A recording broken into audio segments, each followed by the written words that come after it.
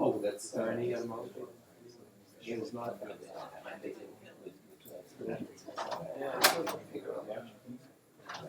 was just saying.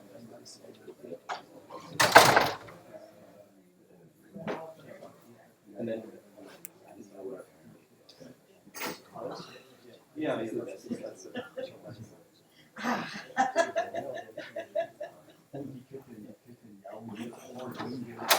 Oh. Ja.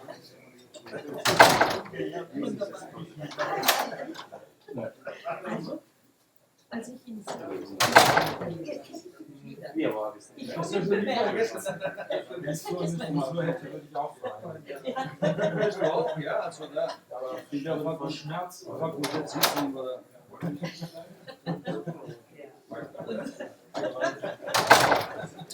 Wunderbar. Maybe I'll recover this.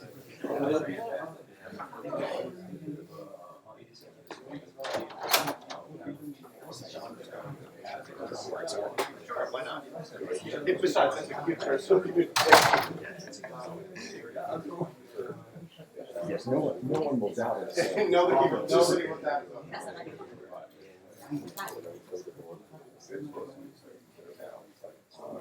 oh.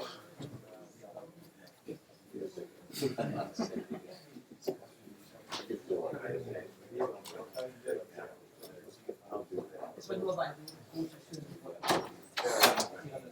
Ja. Of course, you know. Sunday school. Common era.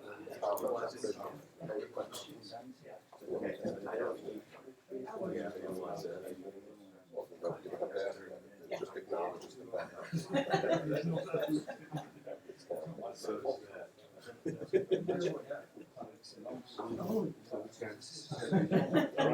That doing to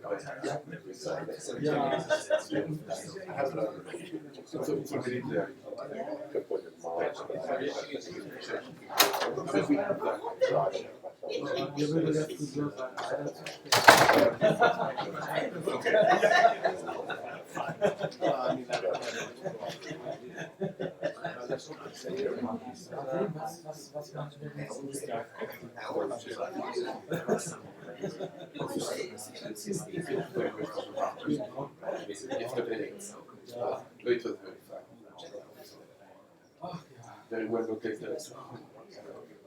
Next part I watch. It's supposed to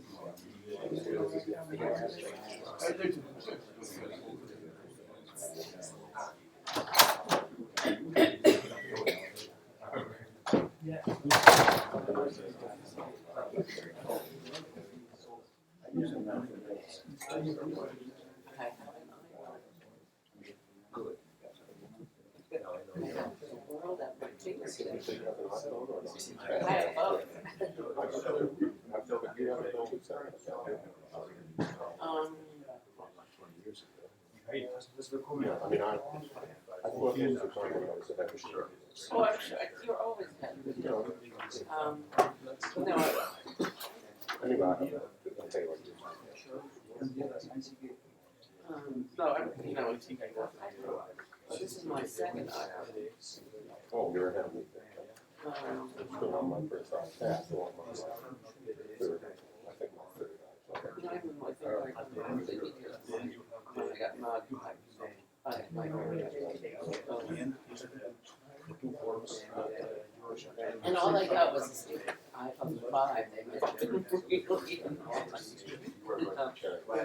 amount of stuff that I got from, you know, selling and it's supposed to be so much.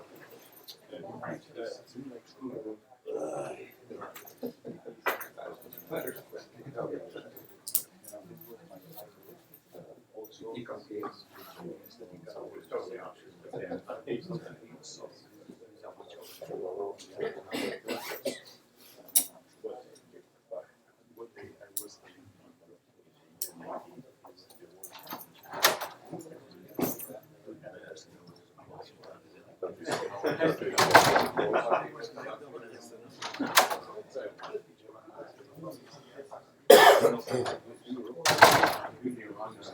could, that's right. And then there's a certain kind of fiscal ban with the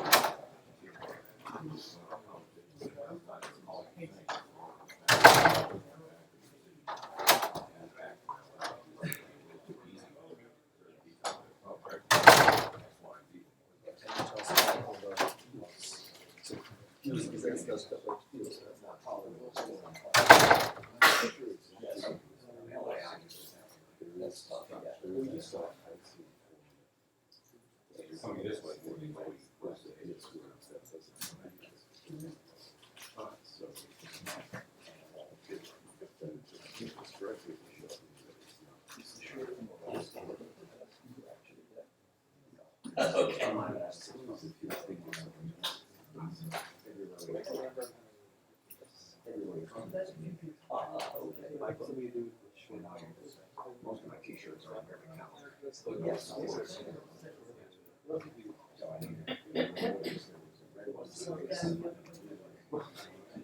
I may or may not wear the green one.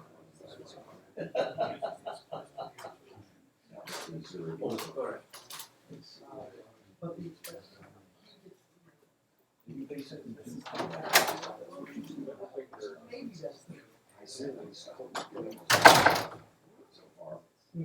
Doesn't look like it yet. She's cool. Is it gonna be like a late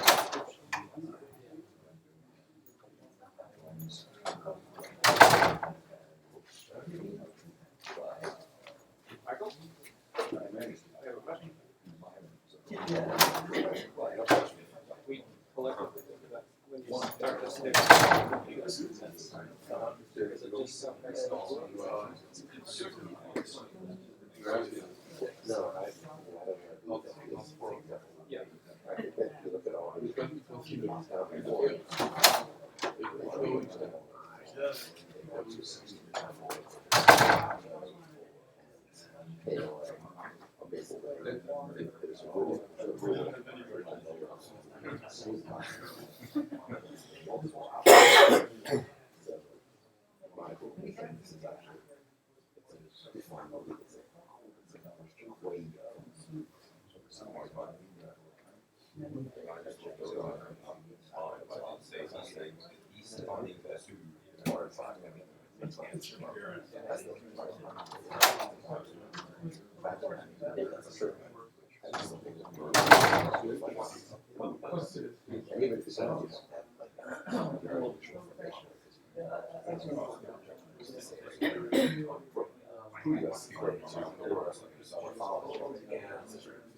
Yeah, well, it's Driven never by the greatest.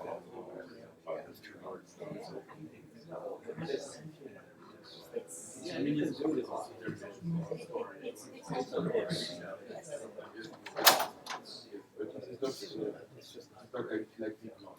No, it's eight. Yeah.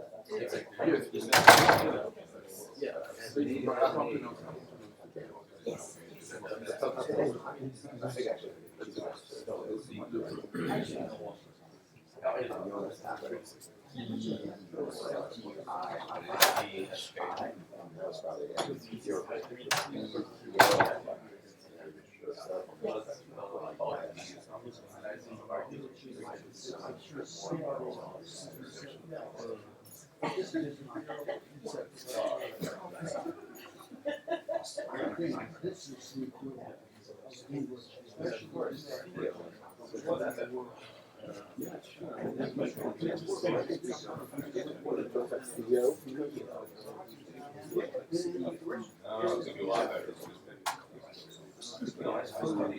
Yeah, I mean, roughly.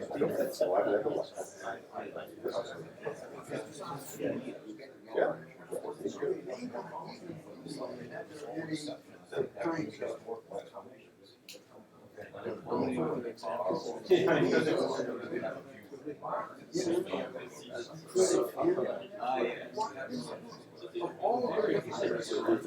The same structure.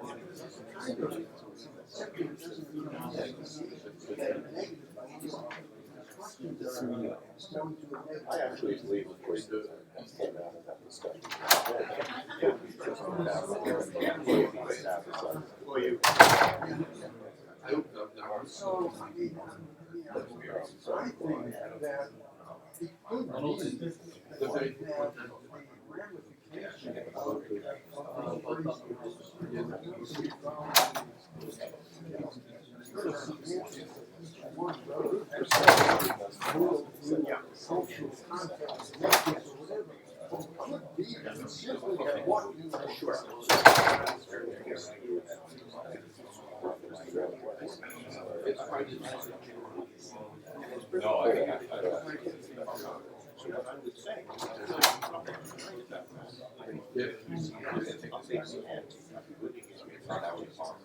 Yes, that's what I Oh, yeah.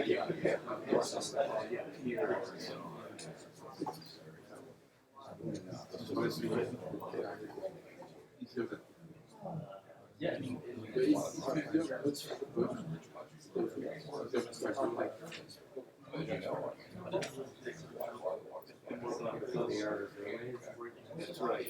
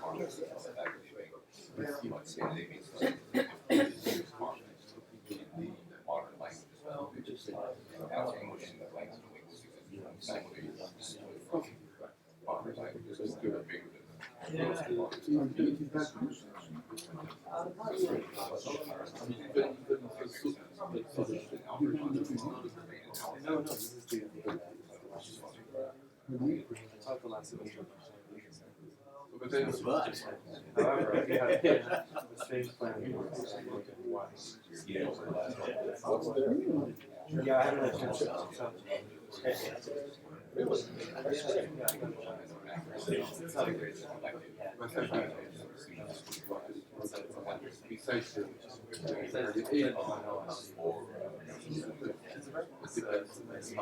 Find historical existence. Yeah, well, that's.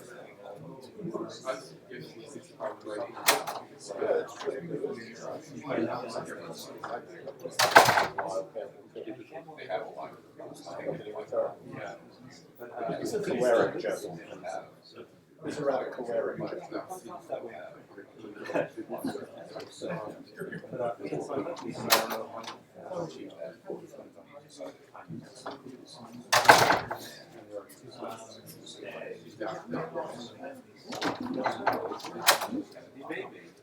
That doesn't ring a bell. I don't know. Showed up in some sort of thing from the United States. But I'm not sure if you're talking about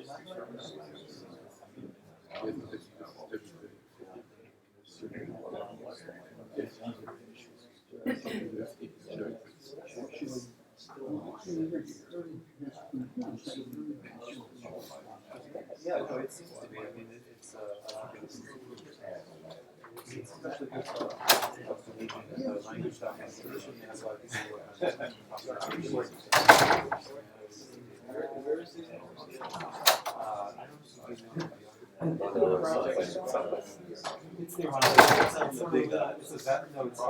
The big island is the Big on like this whole lot. We're doing live streaming? Yeah. All right, well, I gotta hear. So, Okay, why? Because yesterday some folks. yeah, people are wandering out there. I found that kind of remarkable. Yeah. So here's the microphone. Not the tip off. I promise. Just be back with the jacket.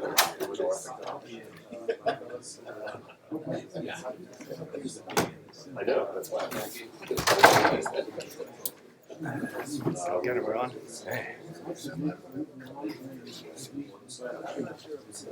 think it was Mark. Yeah, it's mine. It's still it sort of came out a bit light.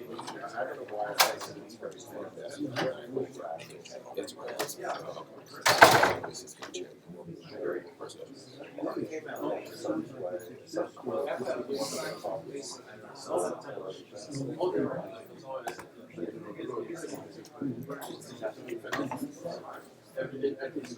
The way to think of it is everybody was, right?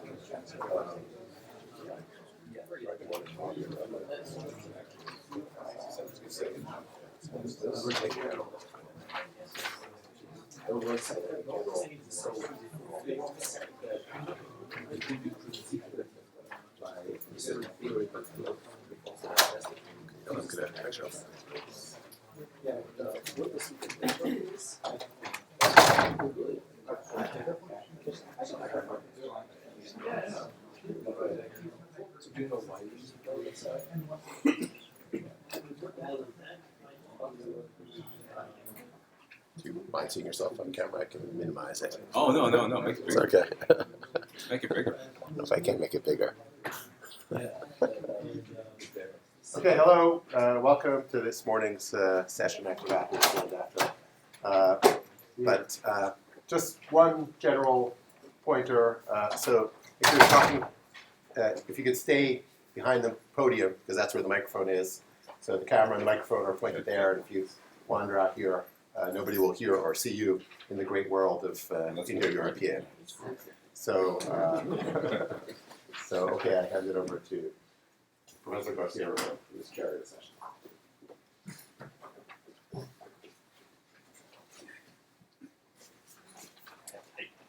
Yeah, hello.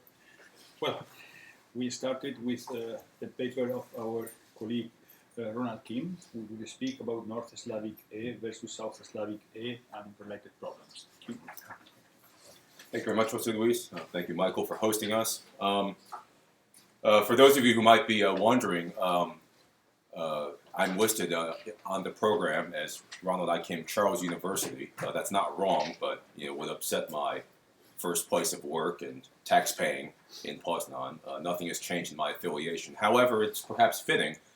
This is a paper that I first, about a topic that first caught my attention back in the fall of 1995, a few months after my first ECIEC, and my first and only official teacher of Slavic, Charlie Townsend, hence the Charlie, was a noted expert on Czech linguistics. And so Charles University is where he spent a lot of time, and I was supposed to see him again. I got back in touch with him a few years ago, was supposed to see him 2 years ago when I came to the States for the summer. He had just passed away 2 weeks before, and so the printed, the written up version of this will be in his memory.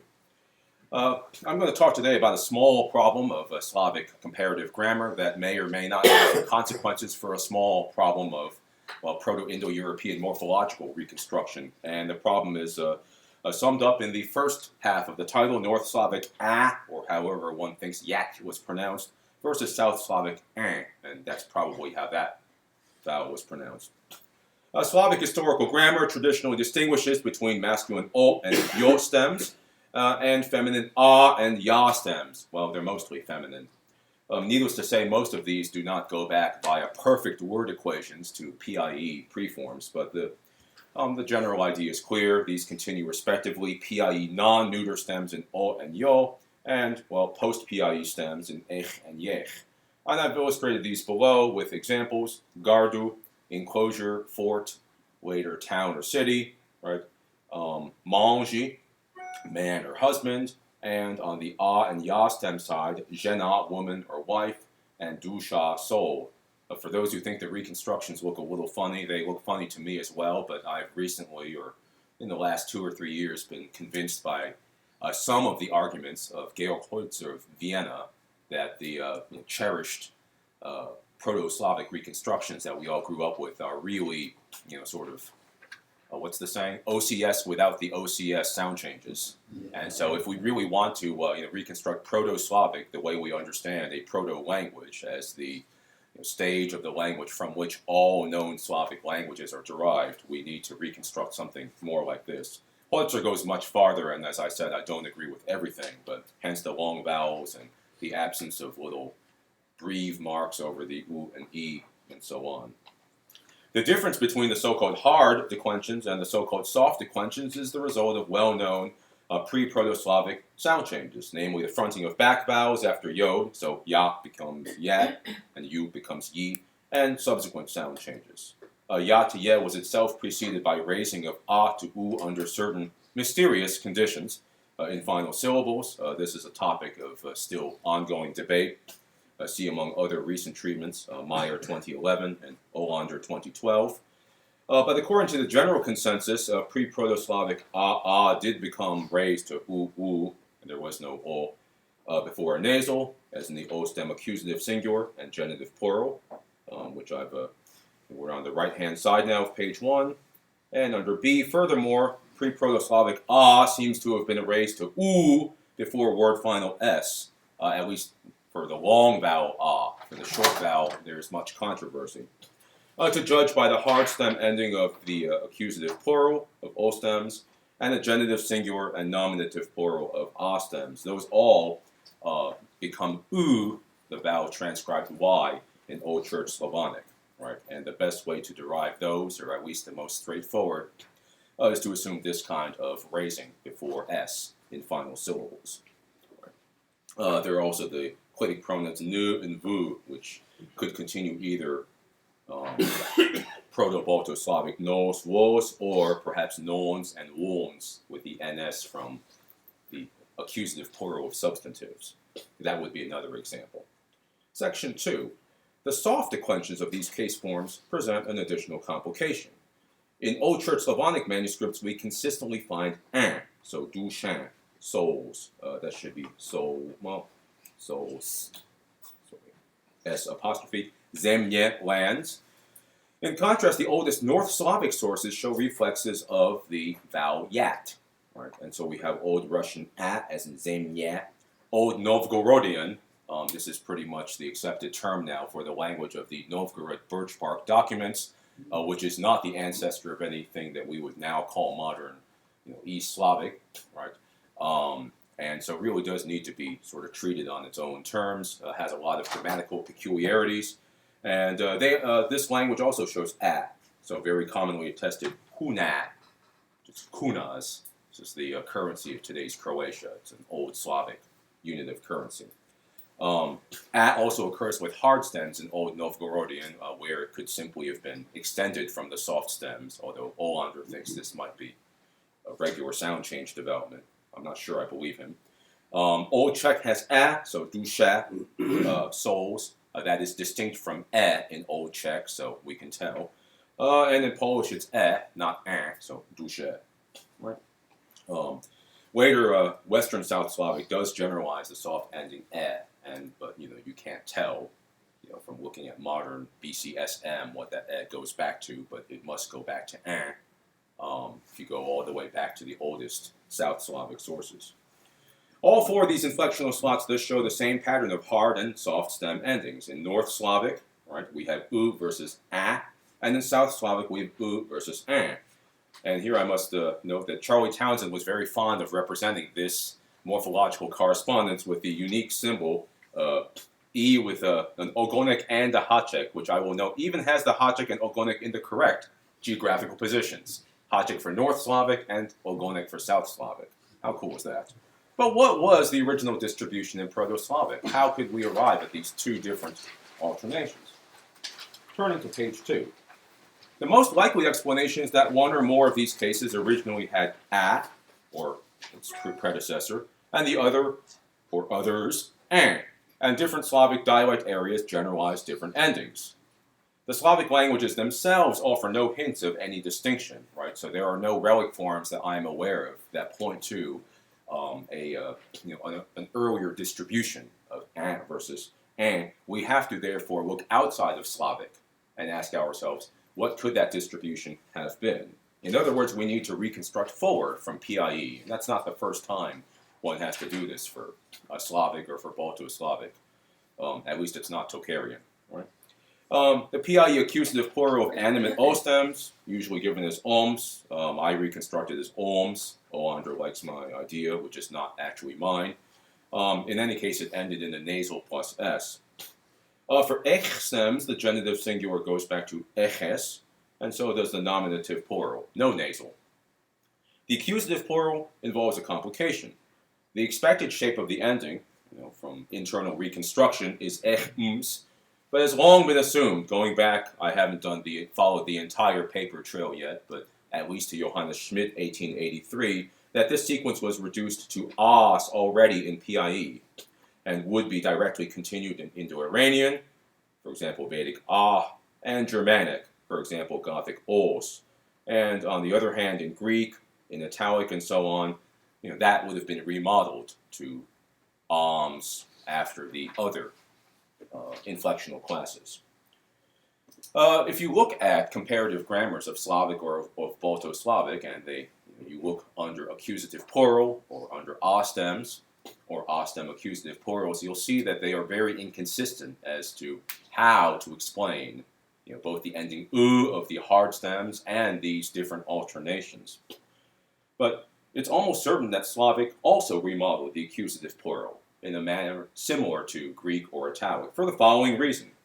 If PIE accusative plural as was inherited without change in Balto-Slavic, it would have become as with acute intonation, contrasting with non-acute intonation in the genitive singular and nominative plural. But since there's no clear-cut evidence that intonation would have affected the later evolution of that ending, all three of these endings should have developed by the changes referred to a couple of minutes ago, namely raising of a to u before s, and then the loss of word final s to Proto-Slavic u, right, in hard stems. In soft stems, a combination of fronting of ya to ye, and then loss of s and so on, should have given in all of these forms. In that case, the only source for the South Slavic ending an in the soft ya stem declension would have been the accusative plural of yo stems, where an is indeed the expected outcome of yans from yans from yoms and so on.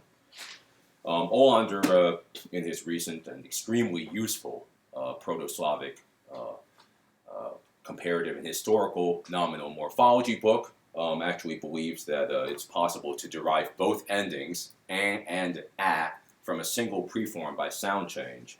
But that's unfortunately quite ad hoc in my opinion. One would thus have to assume that South Slavic introduced a new allomorph an into the inflection of ya stems by interparadigmatic analogy to the yo stems, so from a different inflectional class, and then extended that ending to the genitive singular and nominative plural, whereas North Slavic, conversely, carried out interparadigmatic analogy in the opposite direction, from the ya stems to the yo stems. This is certainly not impossible. This scenario cannot be ruled out, but the variation between North and South Slavic, in my opinion, finds a much simpler explanation if there was a contrast of endings within the ya stems already in Proto-Slavic. Since there's no question of a phonological source for South Slavic an with its nasal in the genitive singular or nominative plural, by process of elimination, it must have been at home in the accusative plural. And so that ending must therefore continue yans from yans, remodeled from PIE yas. Once again, with the kind of remodeling that we know from Greek or Italic. And it is important that all the hard stem endings, as just mentioned, merged as u, because nasality was lost, contrasting nasality was lost in high vowels, cross-linguistically quite common. And so that would have, of course, promoted this kind of leveling of two originally distinct morphophonemic alternations, u, a, and u, en. Following the dissolution of Proto-Slavic, the northern dialects generalized a, whence Old Russian and Old Czech a, and the southern dialects generalized an, which became Old Church Slavonic an. This is a typical example of simplifying the grammar by reducing the number of morphophonologically conditioned alternations. They're only found here and in one other corner of the grammar, the present participles, which I will not talk about today. This isn't really the most surprising idea, I think, but I went through, not all because I didn't have access to them all at the moment, but I went through several of the classic historical grammars of Slavic, and the one that comes closest to this analysis is that of Vaillant in the Grammaire comparée. Like Meillet, he ascribes South Slavic "un" to generalization from the accusative plural, without noting that North Slavic dialects leveled "a" in the opposite direction. More recently, Rasmussen states, Slavic generalized the old accusative plural form as the common form of not only the nominative and accusative plural, but also of the genitive singular. And that is correct. But once again, the point is not just that there was generalization in one direction, but in both, right? What was originally two alternations has become one, but a different one, and in the post-Proto-Slavic period. Turning to page 3, can we say anything about the date of this remodeling? The Baltic facts suggest that this might have taken place already in Proto-Balto-Slavic. The Lithuanian a stem accusative plural as could be from either as or ans, or with glottalization ans or ans, with shortening by Leyskin's law. But since the long ending as in the definite adjective asias can only continue ans, it is far more likely that the short ending as has the same source. Many scholars have posited survival of both as and ans into Lithuanian, but that seems to be a violation of Occam's razor. Old Prussian also has ans. There are Lithuanian dialectal forms that have as, and Latvian has as, and they appear to continue a nasalless as, as already pointed out by Queer more than a century ago. But these may be explained otherwise, and there are different possible ways. Relatively late loss of N, or as Rasmussen suggested, analogy to the I stems, fairly important class, right? So I see no reason, based on just those forms, to deny a Proto-Balto-Slavic date for this remodeling of the a or a stem accusative plural. That means, turning to section 4, that the evidence for a preform as, right, a Stong's law as, becomes reduced to Indo-Iranian and Germanic, which raises the possibility, already raised by Kurulowicz 90 years ago, that it is a secondary development in those branches as well. Olander has recently revived this idea, but I don't think that this will stand up to scrutiny. With the Indo-Iranian endings continued ehms with a syllabic right, then Proto-Indo-Iranian would have had aas, and this is not my strongest branch of Indo-European, but I'm not aware of sufficient evidence for preserved laryngeal hiatus there, and if anyone can correct me, that would be welcome. As for Germanic, there is no support for a phonetic development of echems to ons, to os, to os, as recently proposed by Cronin, up with Olander. The Gothic ending also cannot simply be the generalized nominative plural for reasons I will mention very shortly. One could still argue that these two branches of Indo-Iranian and Germanic remodeled the ending in question after the other stem classes, O stem ons, I stem ins, consonant stem ns, to alleviate the homophony of nominative and accusative plural. However, the phonological merger of those two endings, nominative and accusative plural, which would be the prerequisite for such a remodeling, was a late development in both branches. In Indo-Iranian, the nominative plural eches should first have become aas, right? And only later, after the merger of aas and accusative plural as, right, was the pattern nominative equals accusative plural in feminine suffix nouns, as opposed to root nouns, extended to the other very large class, Devi-type E stems, giving, for example, nominative accusative plural, Devi, Utni, etc. In Germanic, the situation is even clearer because the contrast of Proto-Germanic nominative plural os, to use the traditional terminology trimoric, and accusative plural os survived into West Germanic. It is directly continued in early West Saxon Old English. If you open up the school grammars of Old English, they will list both a and e for nominative and accusative plural. But in fact, the early West Saxon texts show this clear distribution of a overwhelmingly in nominative plural and e in accusative plural. Right. The merger of the two endings in Gothic, the language we usually cite from Germanic, and Old Norse must therefore be an Einzelsprachlich development, right, of post-Proto-Germanic date. So in conclusion, there's no reason to think that this nasalless ending is of secondary origin, right?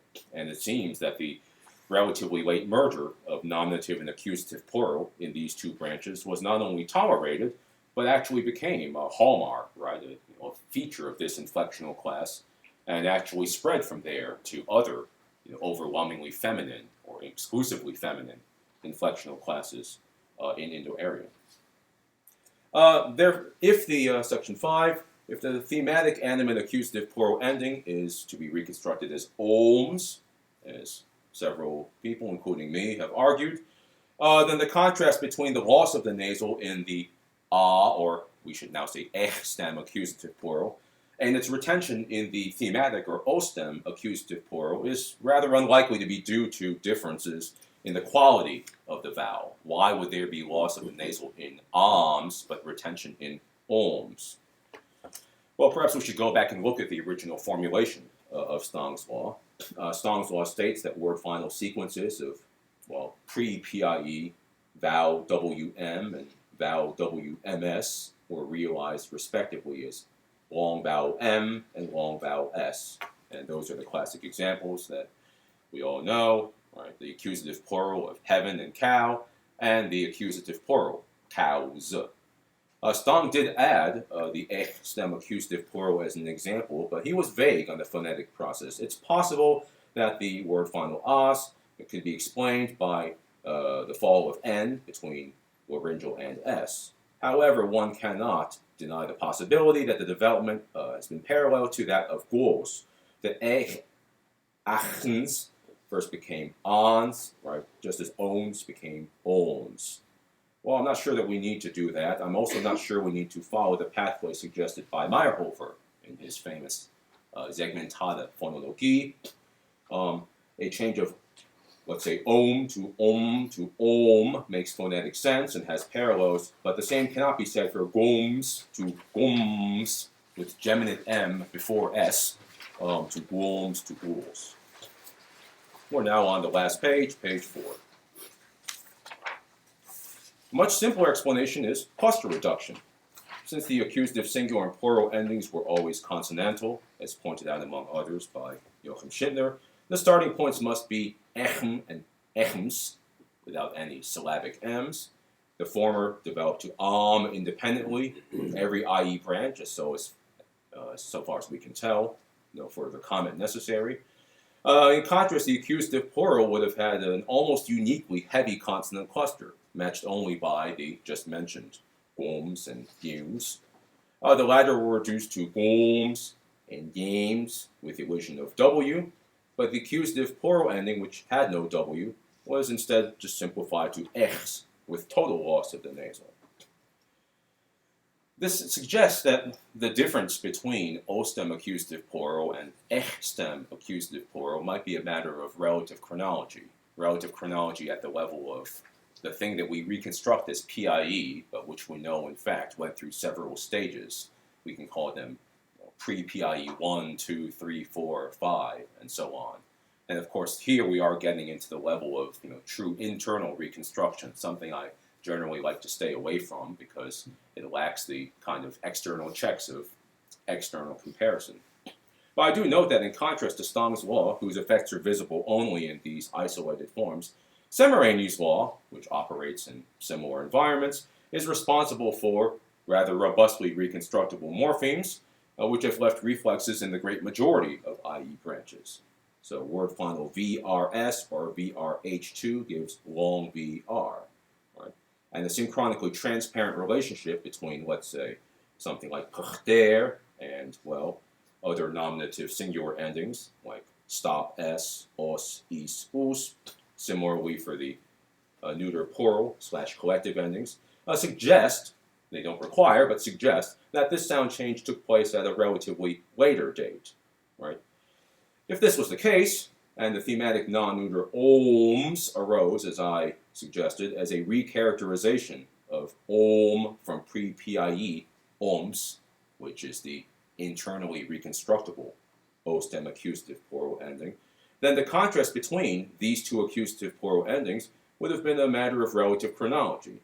The ECH-stem accusative plural lost its nasal by some version of Stang's law before the onset of Semerény's law, and I've outlined my proposed relative chronology there. So pre-PIE2, you have the loss of M in ECHs to ECHs, and then only later do we have oms becoming om, and then restored final S in ohms, right, reconstructible for PIE. Perhaps these details are open to debate. I welcome that, but it seems pretty clear that in both of these accusative plural case endings, the one-time compositional nature of the dissonance had disappeared well before the PIE stage under the impact of sound change, and that's not surprising. This is a typical path by which agglutinative inflection, which many people like to posit for pre-PIE, evolves into fusional morphology. And, well, because analogy works in unpredictable ways, the final S was restored in the thematic ending oms, already in PIE, but the nasal was not restored in ECH-stem accusative plural ECHs, and Indo-Iranian and Germanic, fortunately for us, inherited that ending unchanged. Other IE branches, well-known Greek, Italic, and as I've argued, Balto-Slavic, remodeled it, unsurprisingly, to ons after the other inflectional classes. To conclude, Proto-Slavic inherited a contrast in the soft ya stems, and therefore also in the hard a stems, between genitive singular and nominative plural on the one hand, which had no nasal, and accusative plural, which did have a nasal.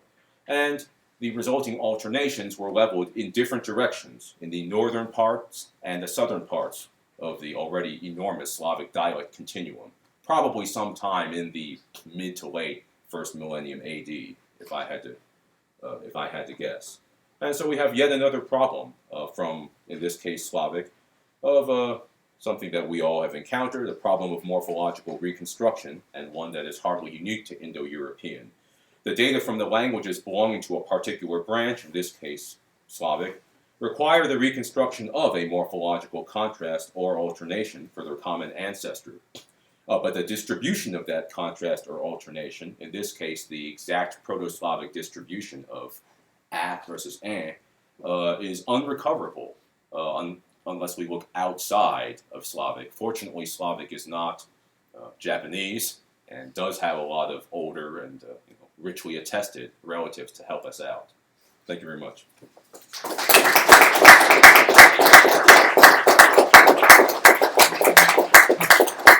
Thank you very much, Ronald, for this rich paper. We have time for questions. Yes, Michael. Well, actually, I think Italic has pretty clear evidence for os as well. Oh, okay. So in Umbrian, you have the ending F with bluff. In Oscan, you have the ending SS, Vios. Right. In South Payson, you have the ending just S, Koros. And basically, Ricks wrote an article back in 1986, said that os was inherited, right? Off is borrowed from the O stems, and os with two S's is a conflation of F and S. So it's very similar to that os classic paper. Yeah, in, I've never read. Okay. So in that case, would that be an independent No, I would say it's innovation the same, of? it's just more confirmation that the music form was os. But no, I mean, would we then say that the that replacement of os by ons occurred independently in Latino-Faliscan and in sort of the rest of Osco-Umbrian? Yes. Yeah. Well, actually, we don't know about Latin, right? Right. Yeah, we wrote down. Os is completely ambiguous. Right. Yeah. Okay. Well, thank you very much. Yeah, should look it up. Rick's 86. that the Festschrift Riche? Yes. Yeah, okay, thanks. Yes, Slavic. Thank you, Ron.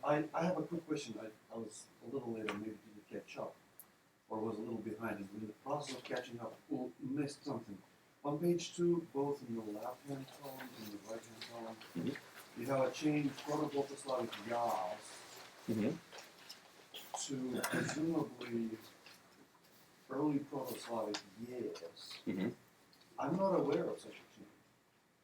All right. Okay. Yas is supposed to have stayed as a yas. I was not liable to fronting after yeah, I think. Short or was Right. by inter-syllabic harmony, whatever you want to call Oh it. yeah, right. But long I'm maybe my brain is not awake yet, but I think I know this law. Yeah, well, I mean, certainly at the point of probably this kind of reconstructible Proto-Slavic, and certainly in OCS, right? Does not, the thing we write as from long does not participate in all of those nice alternations, right? Of u, I, and o, e, and so on. But at this stage, in final syllables, I mean, one could say that ya just simply became, this low front vowel in a single step. I mean, I think we can't disprove that. But no, this is not something I just made up. It has been it's kind of this. You find in all the standard historical grammars that you have this fronting in final syllables. And, whence the different endings, right? Of hard and soft. See, that long air, the explanations I remember took were taken to be the result of the lengthening before an NS cluster from a short O, and then intersyllabic harmony would have worked first, taking O to Ö to E, and then final cluster lost or something like this, and you get a lengthening from E to E, and that gives you the North Slavic yet. That's what I remember, but again, I'm not 100% sure. It's early on. Okay. Yeah. In any case, no. I mean, it's always a problem with Ausdaugesetze, right? Yeah, is yeah. that you have a highly inflected language, a few examples, and the real issue is, of course, why do we have something that looks like it goes back to a nasal, right? In this, in South Slavic, but not North, and so what could that go back to? What was the original distribution? Yeah, the phonetic details we could probably debate for many hours. Anyone else? Yeah.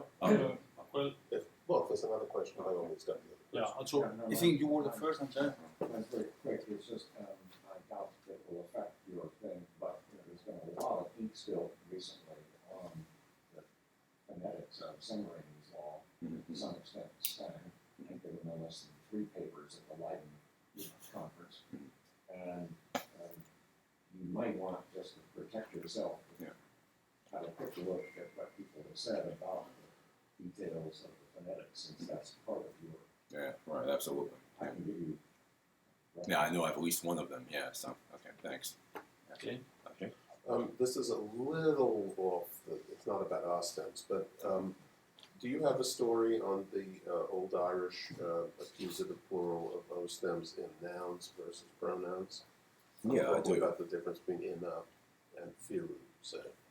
Yeah. I had a nice story about that, and I'm trying to recall the details.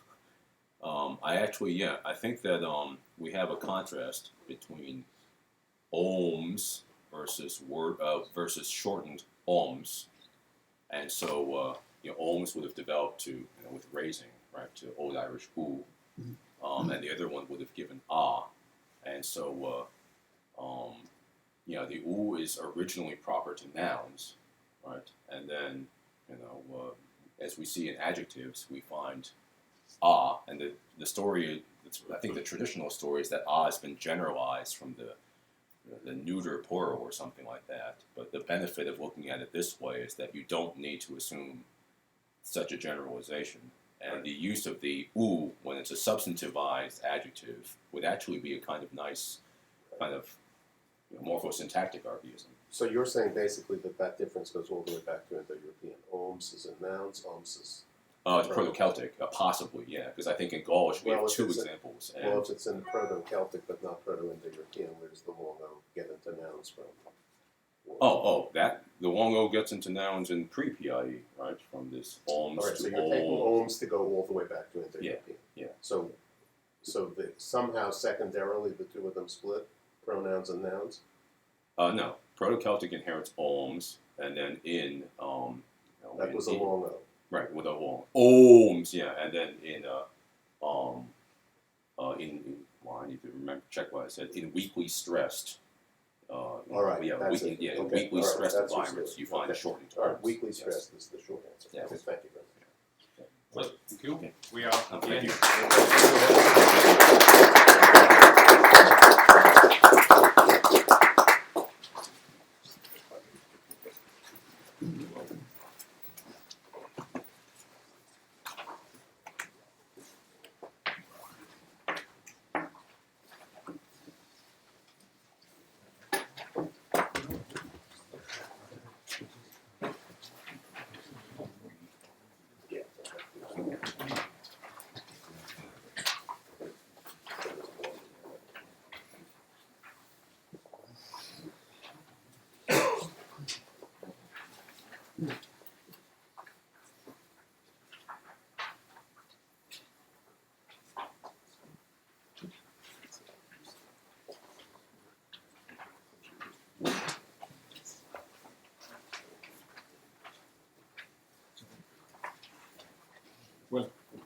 Now, Guðrún Þórhallsdóttir, University of Iceland, will speak about what's the story of krakki and related problems. Thank you. Good morning. Since this is a high-tech setting, I imagined that PowerPoint would be preferable to normal handouts, so I idiotically made a PowerPoint show. But the handout is just the same. It just seems to a shame not to use the slides since they're there.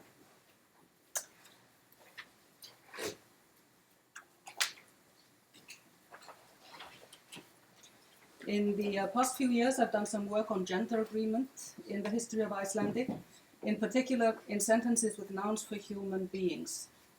Innumerable masculine nouns refer to men and women alike. For instance, gestur, guest, farþegi, passenger, and læknir, doctor. This is, of course, the Indo-European tradition. Needless to say, formal agreement calls for masculine forms with pronouns and adjectives, and there's no shortage of that in any period. But semantic agreement is also there with gender mismatches. As in example 1, where the masculine plural gestirnir controls a neuter plural pronoun when a mixed gender group is referred to. Gestirnir, masculine plural, diddle, diddle, diddle, or þau, a neuter plural referring to it.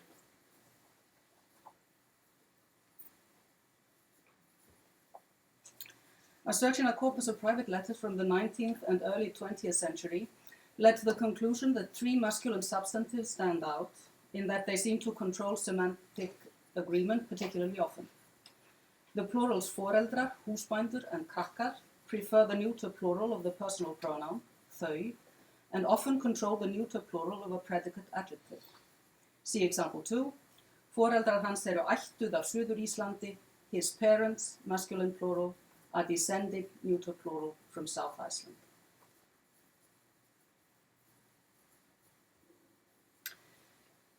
I've argued that the meaning of those 3 nouns has encouraged semantic agreement. The masculine plurals, foreldrar, húsbændur, and krakkar, control semantic agreement particularly often because they are typically used of mixed gender pairs and groups. Foreldrar, in the sense mother and father, húsbændur, meaning the married couple I work for, master and mistress, and krakkar, kids, meaning a defined group of boys and girls. It's easy to trace the plurals foreldrar and húsbændur through the history of North Germanic, and there's nothing mysterious about their origins. Let's look at foreldrar. In the oldest sources, foreldrar meant ancestors and also predecessors, our elders, so to speak, and a masculine plural requiring masculine agreement. A later meaning, guardians and relatives, is also attested, and finally, the modern meaning, mother and father, is shown in example 3. Note the semantic agreement occurring in this 16th century text. Hversu fátæk sem yðrir foreldrar eru, no matter how poor, neuter plural, your parents, masculine plural, are. But the word krakki is not as well documented. In present-day Icelandic, it's the all-purpose everyday word for kid.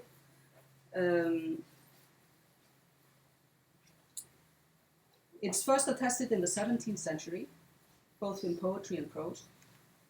It has no exact cognates, meaning kid, in most Germanic, and its origin is not obvious, unlike, for instance, English kid, which we know comes from the word for young goat, to take a more transparent example.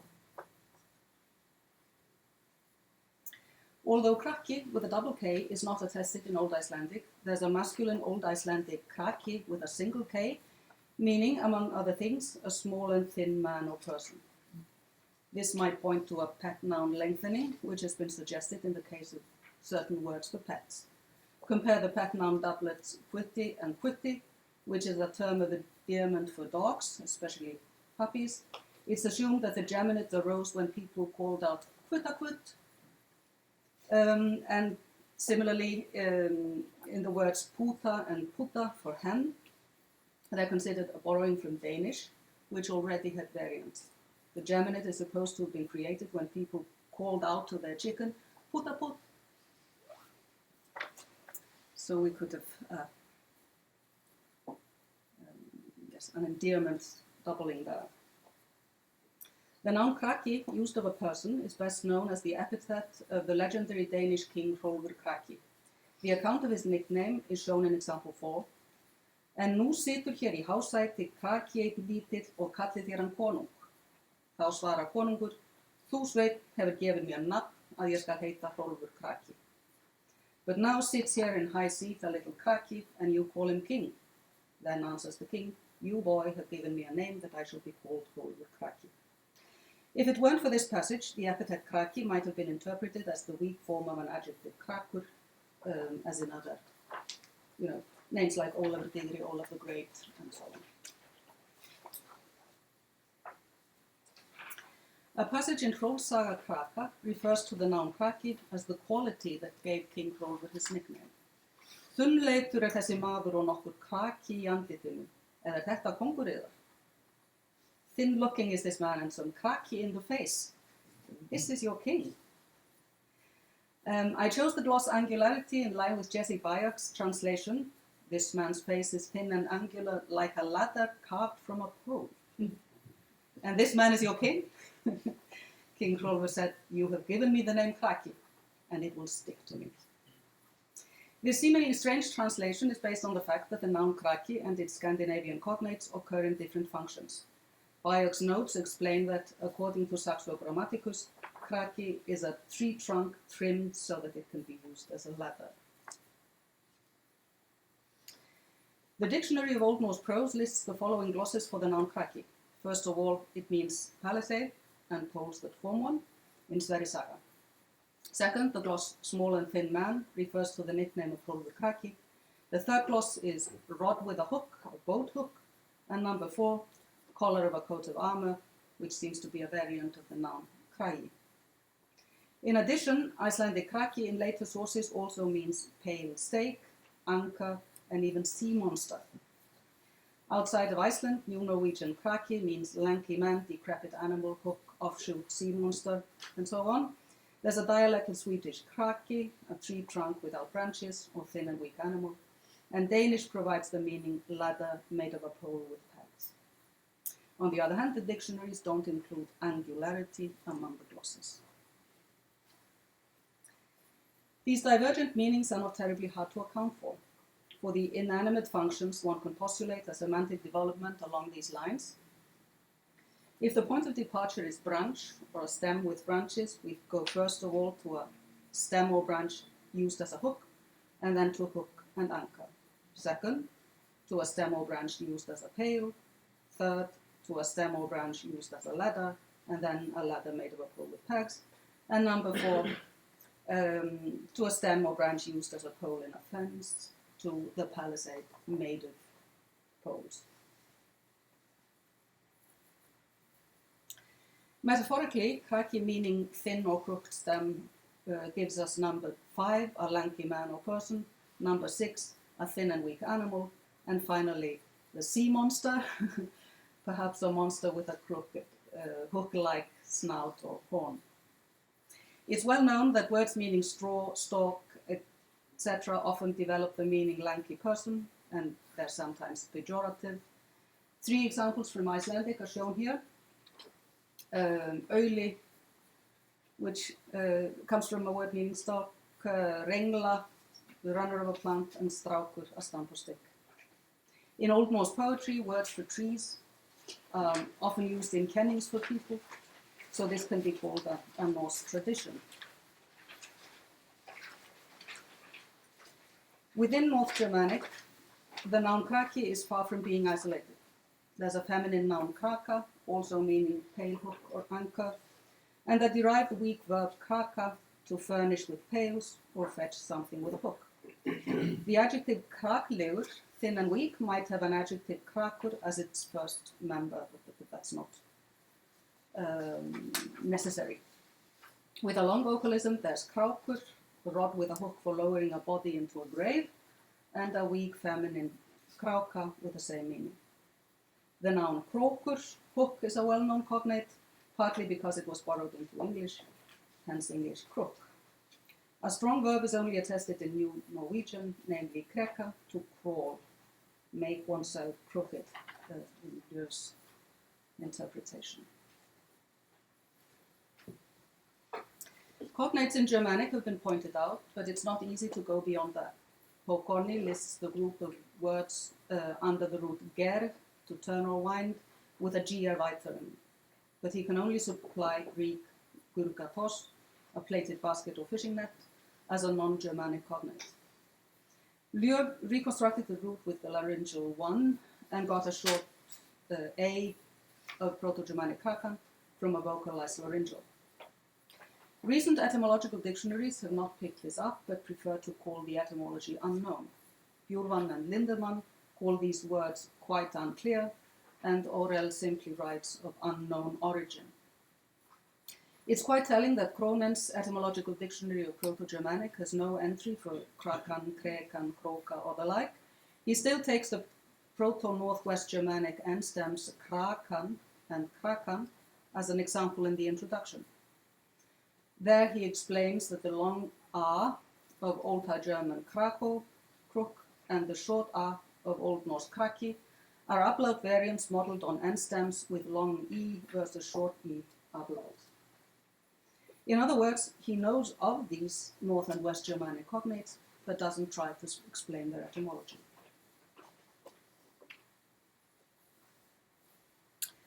None of the aforementioned works mentions the Icelandic word krakki, a kid with a double K.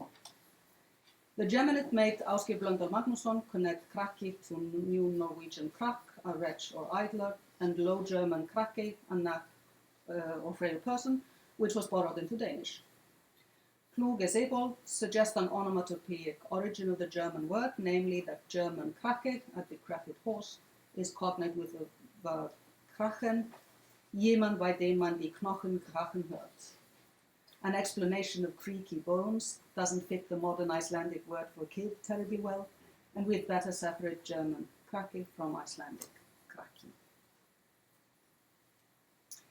A double K also occurs in the Old High German word for hook, which has the variants krako, krago, with a G, krako, a hook or harpoon. The Bavarian example, krako, from the 12th century indicates a form with a long A. In her book Expressivität und Lautgesetz im Germanischen, Lier postulates an ablauting end stem paradigm with the stems kregan and krak, but with the precaution that the long A might possibly be a rhyming formation, as there's a long A in the word hako, book, German haken. Lier classifies this word with end stems that have a geminate that arose by sound change and gemination in forms where the N of the suffix was assimilated to the root final consonant. This is, of course, Kluge's law, which Don Rinch discussed yesterday.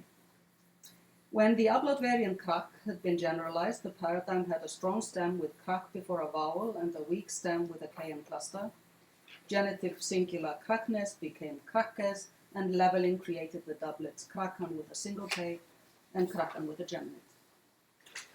The slide shows a slightly anachronistic outline of this idea, but the bottom line is a sound change and gemination which creates variants with a single and double k.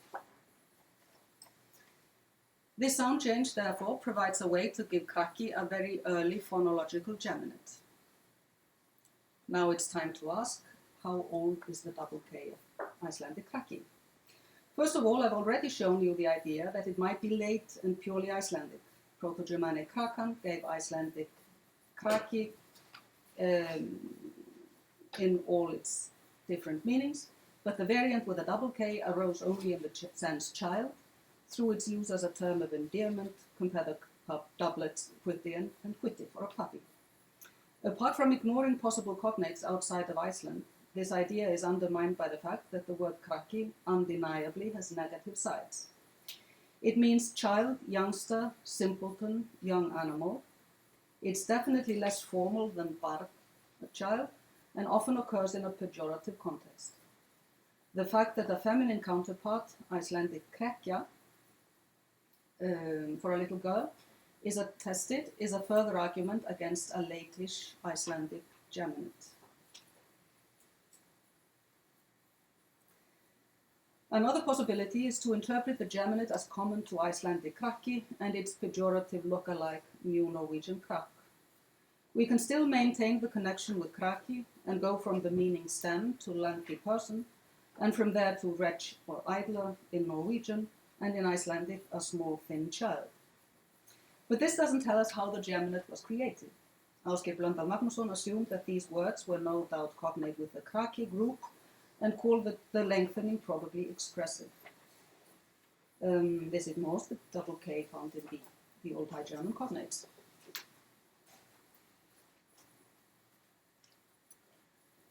As a third option, one might unite the geminate forms that can go back to an end stem krakkan, namely those found in Old High German krako, meaning hook or harpoon, and in West Norse, meaning kid and wretch. If someone asks why I would want to project back to Proto-Germanic or Proto-Northwest Germanic what can be explained within Norse, I would simply have to reply that I tend to prefer leveling and sound change to statements of ad hoc expressiveness, as the one Ásgeir Blöndal supplied. So beforehand, I wasn't convinced by Don Rinch's view on Kluge's law, but I'm perfectly willing to be enlightened and persuaded that Don is right and that I'll have to change my mind. In sum, the history of the Icelandic noun krakki is generally considered obscure. It's first attested in the 17th century and thus not well documented in the history of Icelandic. If krakki is, as I've argued, a variant of kraki, a stem, hook, etc., then Old High German and Norse have the stem krakkan in common with a geminate k developed by assimilation. In its animate sense, lanky person, the word was probably pejorative, and using it of a child was then pejorative as well. When krakki occurs in 17th and 18th century poetry and prose, it has the all-purpose neutral meaning child in some texts, but is also pejorative.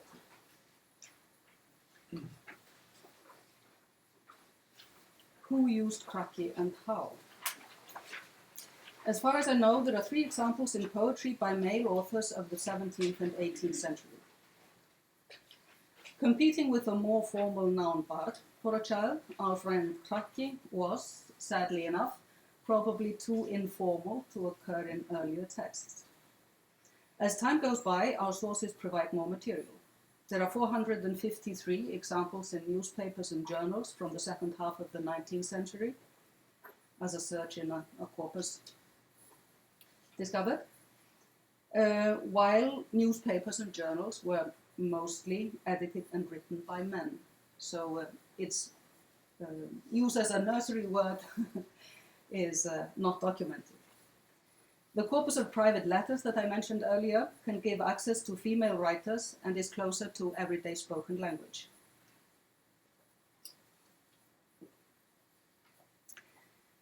To give you an example of what the letter corpus can do for us, I'm going to show you the results of a search for the form krakkarnir, nominative plural with definite article, and its agreement behavior.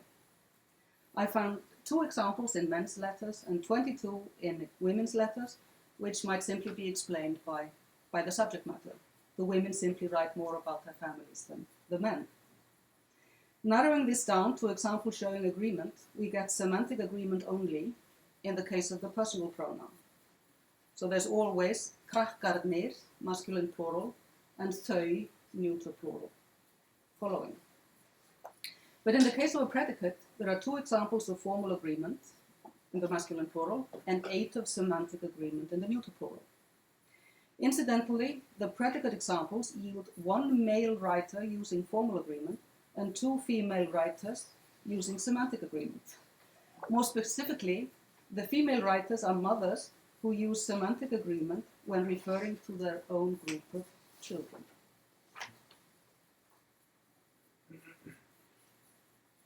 It so happens that most of the examples of semantic agreement with krakkarnir come from 1 female letter writer, Guðrún Jónsdóttir, a wife and mother of young children who wrote letters to her widowed father.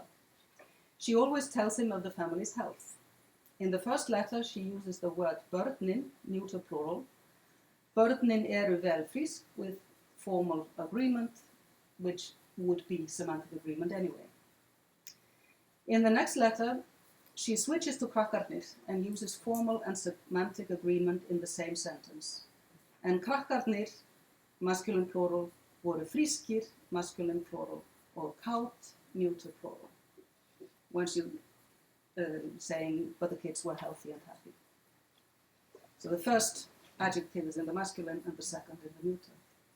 From then on, there's semantic agreement only, as in 8, krakkarnir, masculine plural, eru öll, neuter plural, vel frísk, neuter plural.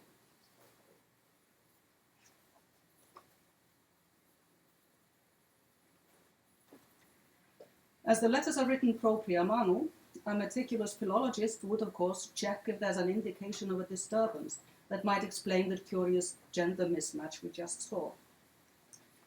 In some of the letters, one can imagine that our letter writer Guðný got distracted at a line break, as in 9a.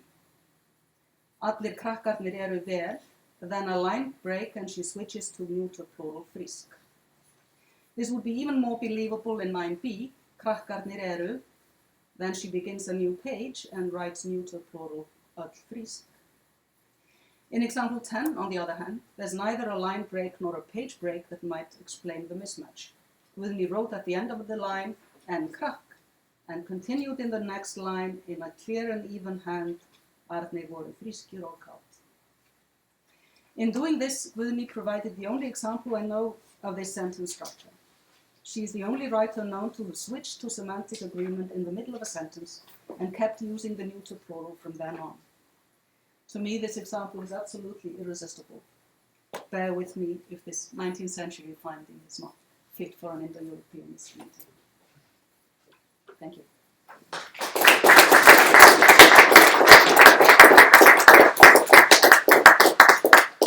Thank you very much for this insightful paper. We have questions?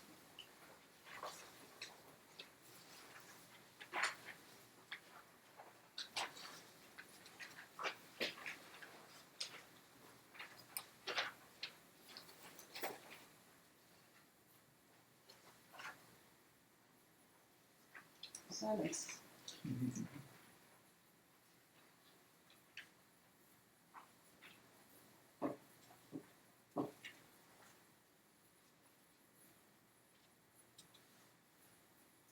Really, no question?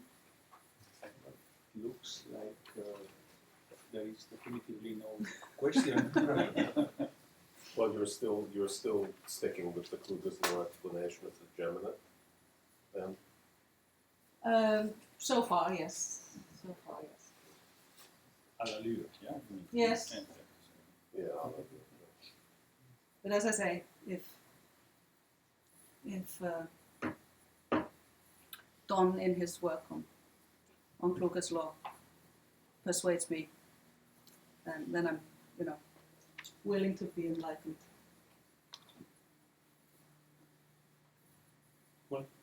So then, thank you. Thank you.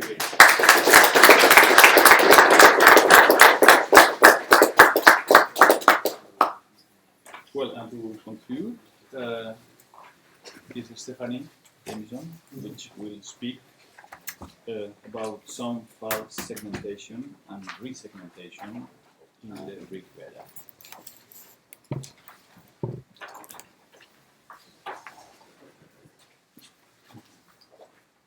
Don't take my paper.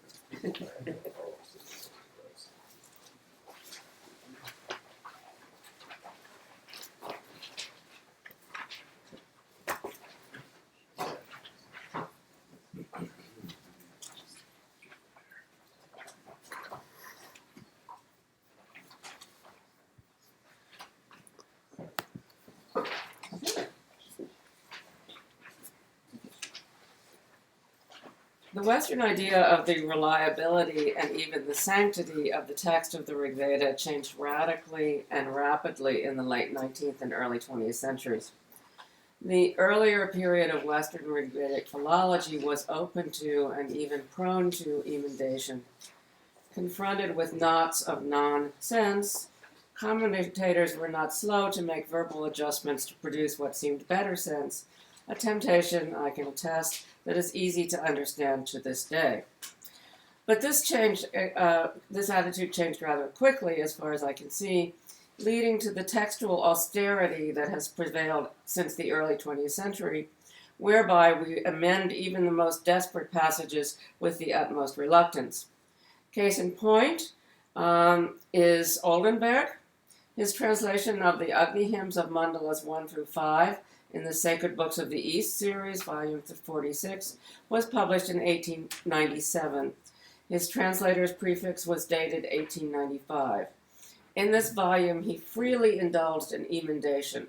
The first one encountered is in the 5th hymn he translated, 18 pages in, and is introduced by the statement, quote, "It requires a stronger belief in the infallibility of Vedic text tradition than I possess, not to change Shavasat into Shavasaha." But by the time of the publication of his Noten, the first volume appeared in 1909, barely a decade later, a new abstemious spirit prevailed. For this same passage, he explicitly disavowed his previously proposed emendation and produced an interpretation based on the text as we have it. And this strict approach to the transmitted text characterizes the whole of his Noten. And so it has remained ever since. I did not have the patience to investigate the history or source of this change in attitude. Perhaps someone here knows it, but it has had a tremendous influence on Rig Vedic interpretation ever since. I should immediately clarify what it is that we are so abstinently not amending, and that is the Samhita text. A much more tolerant attitude is generally adopted towards the Padapada text, the word-by-word analysis that exists besides the connected or Samhita text. Most Rig Vedic scholars are willing to go against the Padapada analysis without feeling that their principles have been compromised. A very common situation is how the Padapada resolves Samhita short A followed by vowel. This is in handout 2. Most of us will think nothing of substituting an underlying E for the Padapada's aha or vice versa. There are numerous such examples, and I won't talk further about them here. More interesting are places where the Padapada assigns a word or compound boundary in one place, while others suggest adjusting the boundary to the right or the left, or having no boundary at all. This type of resegmentation is, of course, the type of English apron, or in the opposite direction, nickname, but Vedic and Sanskrit in general provides far more possible examples due to the continuous writing of the text and to Sandhi. In its purest form, this reanalysis does not involve amending the Samhita text, which being Samhita, doesn't note boundaries. Many such examples have been suggested piecemeal over the course of the last century and a half, and a number of these have been generally accepted and are part of the Rigvedic philologist toolkit, many involving assigning a final consonant to an initial or vice versa with no further alteration. I give a few examples in handout 3 with no further discussion or justification. Since these are not my suggestions, you can see my online commentary for more details. In all cases, however, the reassignment is well supported by the morphological, syntactic, and lexical facts. Note that in the first 4 examples, the consonant in question is R, and in the middle 3, the resegmentation turns on the external Sundhi rule concerning double R, resonantly formulated by Whitney as a double R is nowhere admitted. As we all know, double R's produced by Sundhi of underlying forms undergo simplification or degemination, and the preceding vowel undergoes compensatory lengthening if it is short. In the 3 middle examples given above, the final vowel of the first word is already long. Therefore, in each case, we could be dealing with either a double R or a single one, as the Sundhi products would have been the same. In all 5 cases, the meter is unaffected by the reanalysis. Now that we've sampled some well-known and well-accepted examples, let me lay out in 4 the ground rules by which I generally operate, organized more or less hierarchically.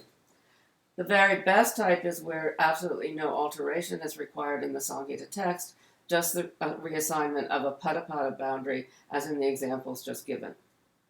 I am, however, willing to consider examples where accents must be adjusted, often either by deleting one in the case of some univerbations or adding one in the case of some word divisions.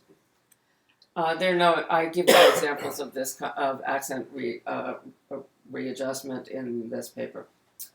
As with the double R examples, I will also work with final or initial gemination or degemination as long as the meter remains unaffected. And similarly, I'm willing to work with reconstructible earlier Sundhi forms which have gotten frozen when the form became misanalyzed.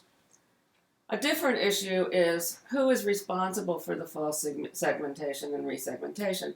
This is handout 5. For the most part, these are one-off things and represent a secondary or misanalysis on the part of the makers of the pada. The poet composed the text as we secondarily analyze it. However, there are some examples where the misunderstanding seems to have occurred in the compositional period and is reflected in spreading the misanalysis to places where simple resegmentation isn't possible in the Samhita text. 2 famous examples of this are Yogi Schindler's Navedas and Hoffmann's Bujema. You can see the details elsewhere. They actually involve a certain amount of more readjustment than I would be at this moment willing to do, but I'm more or less in agreement with them. Finally, there are also a few examples that are clearly the deliberate creation of the poet, often involving several alternative possible segmentations within a single sequence. This is a forerunner of the classical Sanskrit kavya shlesha. I give no examples here. They're complicated to explain, but they're clearly there in the text. Unfortunately, there are far too many examples to cover in 15 minutes, so I'll give a small selection chosen primarily because they can be presented without too much fuss, starting with a few that I published previously, which are given in the handout number 6, which I will not actually discuss here. Okay, due to lack of time. Now for some new examples and some old ones that deserve to be revived, starting one that is most likely to be of interest to this audience. This is now on page 2, handout 7. The word vid to find, the root vid to find has a very well attested thematic aorist avidat, with injunctive vidat, with approximately 80 occurrences, indicative, injunctive, and modal. But there is one anomalous form with apparent primary ending, that is an apparent present indicative, third plural vidanti, in 167.4, vidantim atra naro diyamdha. The superior men producing insights find him here in my published translation. The paitār analyzes the first sequence as vadanti im, and this analysis is universally accepted. But I now suggest an alternative analysis vidunt im. The verb would be a third plural injunctive with an older expected ending unt. As we all know, the final cluster of this old ending is indirectly reflected by double N in this context by the Sunday rule, whereby final N after a short vowel and before an initial vowel is doubled. So we expect vidun im from such a form. Compare 828.1, vidun aha with a double N, the third plural with a double N before aha. A Sunday rule that maintains the older metrical structure of the form. I suggest that the older ending was preserved in viduntim because viduntim was early interpreted as containing the primary ending, just as the paitār has analyzed it, and so the cluster was not simplified. This analysis requires no alteration of the Samhita text, and it eliminates an anomalous piece of morphology, the present indicative, to an otherwise extremely well-tested aorist.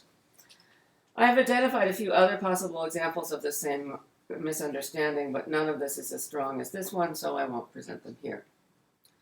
A number of examples don't strictly involve resegmentation as much as the gemination, degemination at word boundary, as in the double R examples I started with. Let us start with nasals. And now we are in handout 8, starting with 8a. 530.7 contains the only instrumental singular of the cow word in the Rig Veda, gava.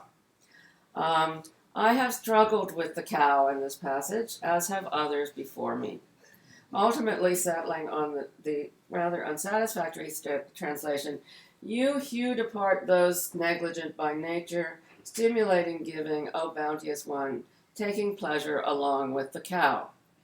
Construing it as an instrumental of accompaniment with the perfect participle, some chakana, so also kumo and vitulgoto. Which is actually scarlata in this particular volume. But frankly, this corresponds to nothing in Indra mythology that I know of, and certainly not in the Namuchi story, which is the context of this verse. It's an unsatisfying interpretation imposed by the tyranny of form. A different approach starts with the fact that this hymn contains 4 examples of the genitive plural gavam. 3 of them are in the context of giving. I give you an example from 11d. Punar gavam adadat usriyanam, he gave again of the ruddy cows. Our supposed instrumental gava is found directly before magavan with initial M. I therefore propose to read underlying gavam, magavan, with simplification of the double N, and construe this genitive plural with danam invan, setting in motion the gift of cows, which fits the context much better. The meter is, of course, unaffected. This change eliminates the single instrumental gava in the Rig Veda, but let me reassure you, the instrumental is securely attested elsewhere in early Vedic, in the Yajurveda Samhitas, so we needn't eliminate it from our repertoire of attested forms. This is something of a relief. A cow figures tangentially in another example. This is 8b, 8:101:16. A composite hymn whose last 2 verses exalt the cow as a goddess and as speech herself, and as basically anything else you like in Vedic. The hymn seems to end on a downbeat, though. Its last pada reads, by most interpretations, Amavarta martia dabrachetas, a small wooded mortal has appropriated me, namely the cow. A sad end for this glorious creature. However, the preceding pada ends with gam, and I propose to read not gam amavarta, but gamamavarta, with the prohibited particle ma, whose initial M would be generated from the final M of gam. Let a small-witted mortal not appropriate me. You should know that the last pada of the preceding verse, 15d, is also a prohibitive beginning, ma gam. My interpretation of 16D also involves going against the pata later in the pada, which it analyzes ma-verta as ma-averta with an augmented form, not as I do with an injunctive. This has no implications for the Samhita text. The opposite process is also found. That is, a double M in the transmitted text is sometimes better read single. Several of these examples are already found in Oldenburg, so I will pass over them quickly. This is an 8C. In two passages, he suggests reading a nominative singular agent noun in ta for a form transmitted with final nasal immediately preceding an M initial word, 194.12, avayatam marutam to avayata. This is already Bertlink wrote. And 169.1, etan mahas to eta. This is already Grossman. The same gemination, degemination phenomena are found with obstruents. Take, for example, 121.3, this is handout 8D. Takshat vajram niyutam tastambadyam. He fashioned the mace, his teammate, he propped up heaven.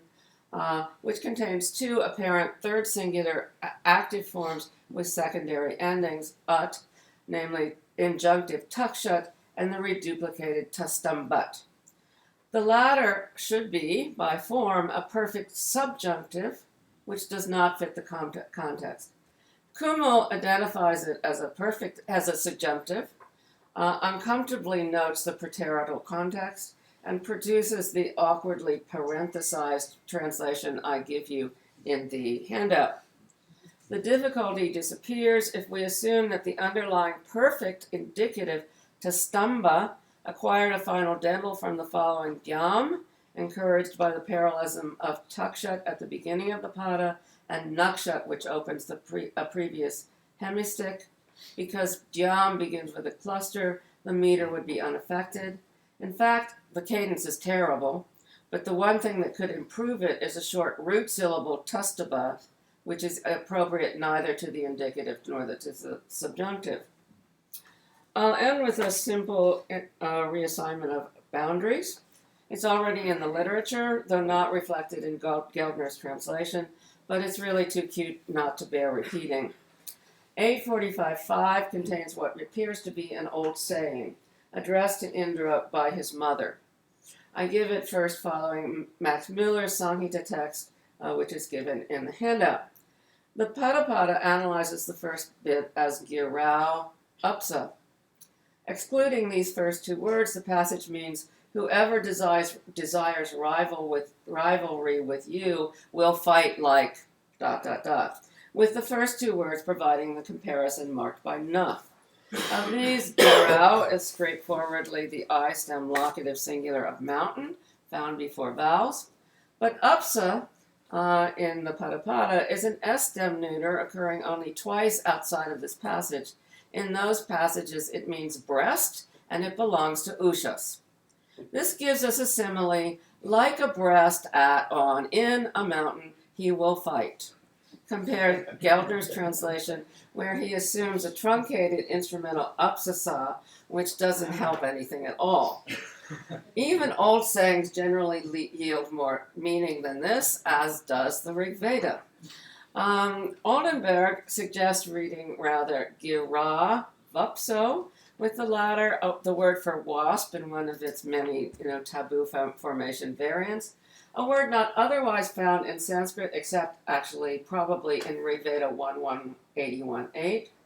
But there are possible forms in New Indo-Aryan, see Turner, and in Middle Persian. This is not a great set of bricks to build a foundation on, but I take what I can get. Meyerhofer registers this possibility, though without committing himself to it. I find it very appealing. It allows sense to be made of the expression. The extraordinary size difference between a wasp and a mountain dooms the wasp, but wasps are notoriously belligerent and therefore willing to take on any opponent, however unlikely they are to defeat it. In the same way, anyone who is foolhardy enough to take on Indra will ensure certain defeat for himself. With the new word division, Gira shows the I stem locative variant ending a, which is generally found before consonants, not infrequently before v. No changes need to be made in the Samhita text. There are lots more examples in the Rig Veda, and there are lots more examples that I haven't yet identified. And with that, I will end. Thank you.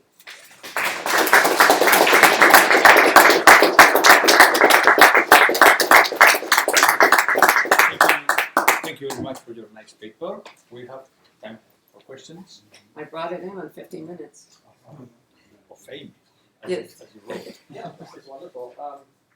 Do you have an opinion, just out of curiosity, as to when the transmission, for instance, the geminate, non-geminate? Yeah, that was a question that I anticipated, but don't have a good answer for. Yeah, obviously before the paitār was made. I think it was captured sometime in the transmission period, because I assume that that Vidunt im was captured into Vidunti im sometime in the transmission period, but it's very hard to tell when. I mean, the poets didn't have a paradigm in their heads, presumably, but I just don't know. So because there's as far as I can tell, there's no way to tell, but I'd be delighted if someone could come up with one. Yes, Mark.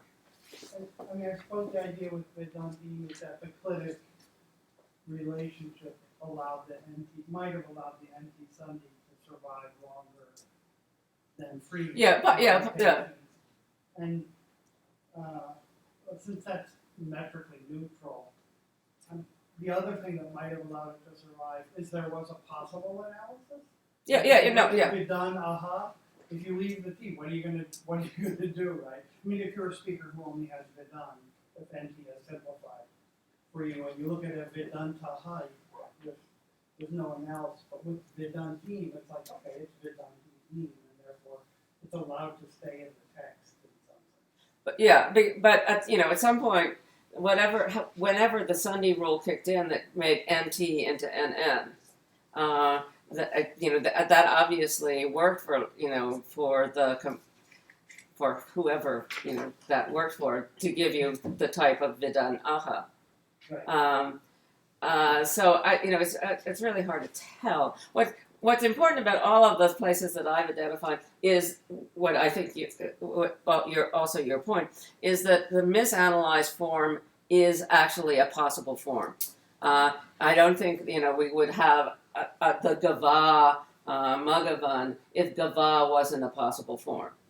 You don't get nonsensical forms in this kind of analysis.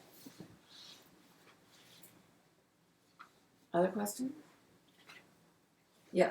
That's one more about 167. I know it's not necessary for the argument, given the vagaries of oral formulaic traditions and so forth. But does 167 have any other sort of notable archaisms in it? Or? Oh, wait, sorry, which? This is about Vedanti again. Oh yeah.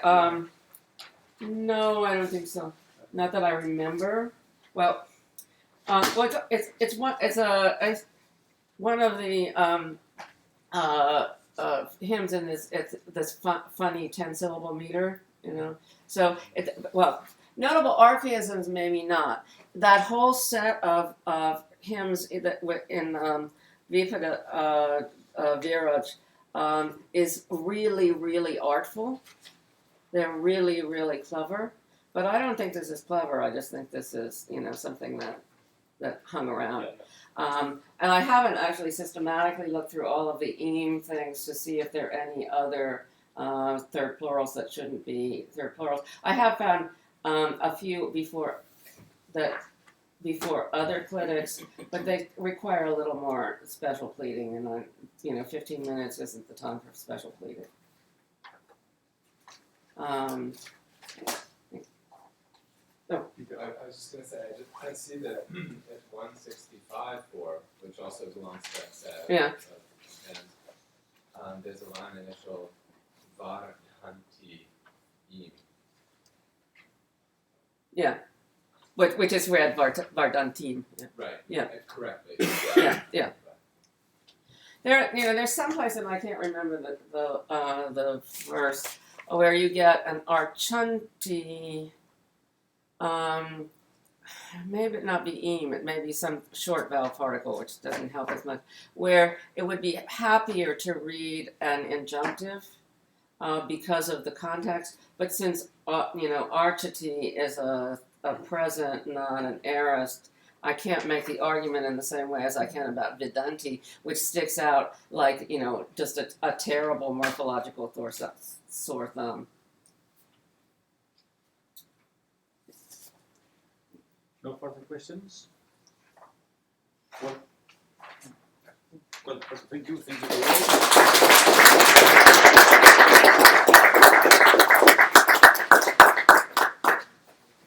Have a break now.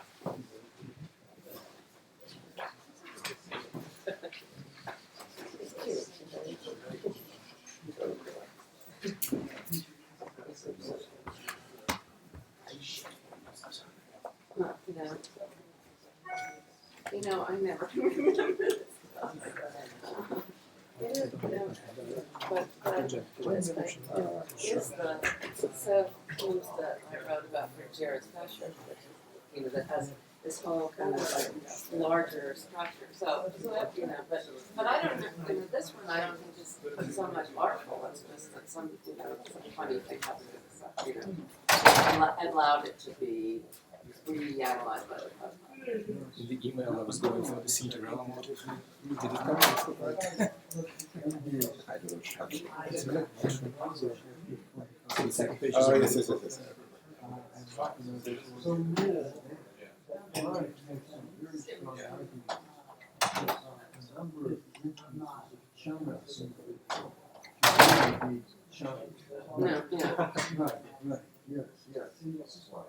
And it makes a lot of sense. Yeah. It's rid of a lot. It leaves this one. Shana. Doesn't get rid of all of it. No, it doesn't get rid of all of it. So you've got to do some Shana. Yep. So it's just going to sit there. Yeah. One that almost won't okay.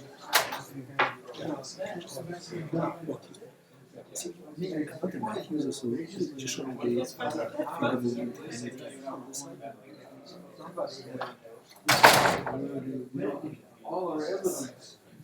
Okay, so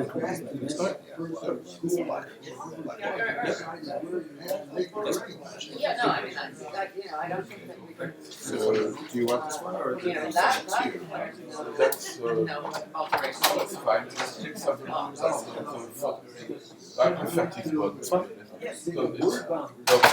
Because I had it called off. Because I found that Yeah, I mean, it's more visible. Let's submit to the next. This is just the tip of the iceberg, and that's To move to the next year. and How? So I used both of the Stella and the Gavam are things that I found after the translation, so that just going back to them, and then you sort of there's no kind of systematic way. And then I moved to the next Yeah, but 90% of them really You're right. So opportunistic, Right. you have this possibility of resolving. I will skip this one, but I will not show And, you. and a lot of them are registered in Oldenburg, and sometimes he exists and sometimes he doesn't. But of course, a lot of them come out of a wild west period of We can leave it. that sort of flipping So let's, I tried again, sorry. And so I think there's a certain baby bathwater is that when the new In fact, I need that only at the beginning of my how we presentation. should interpret the But we will keep, all of this became the image during my tour. and, I love the last name, right?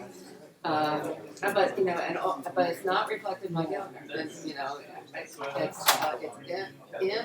in Oldenburg accepts it.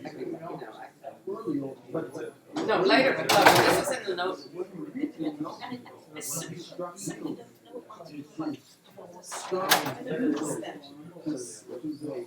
I know, so what do you think happened in whatever the 10-year period? Do you know the history? You know, because in the Slavic East, neither meant anything. And, you know, not much more than 10 years later, in terms of publication time, you know, he's you know, he's very, you know, sort of proud of like, yeah.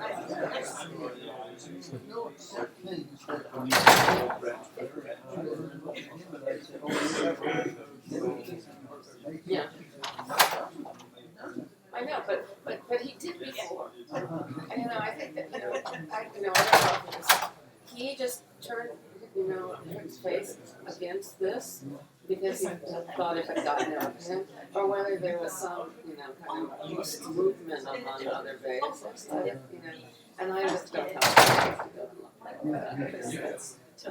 And then I think Oldenburg set the tone for all of us ever since about, you know, how to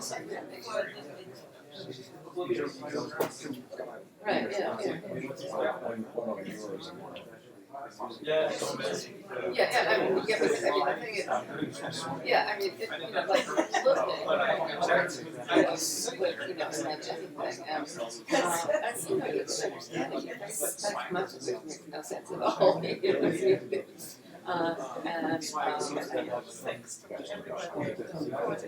yeah, right, yeah.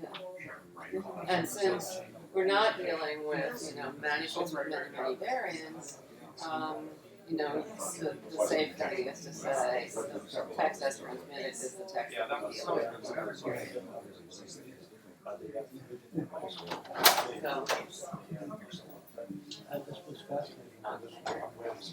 Yeah, we met long ago, and many friends.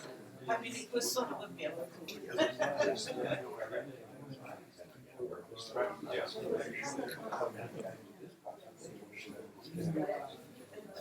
Yeah. French. Yeah, right.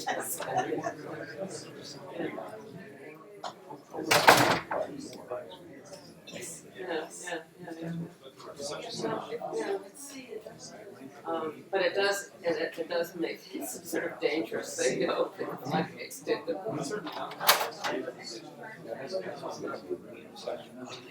So the word what's your century? Yeah, or if you think centuries later. I guess it's What? Thank you. I aim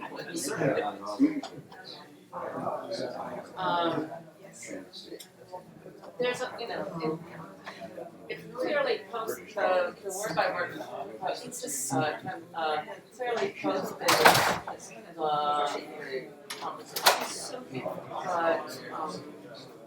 how long is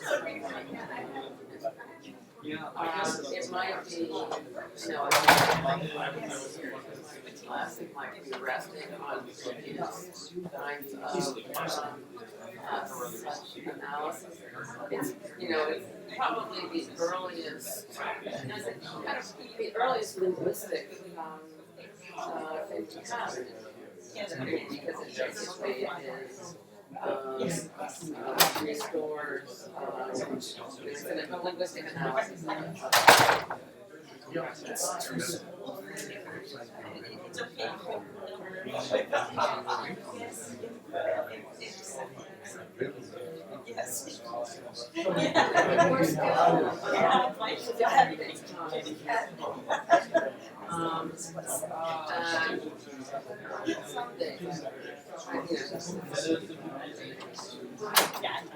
So who's the side?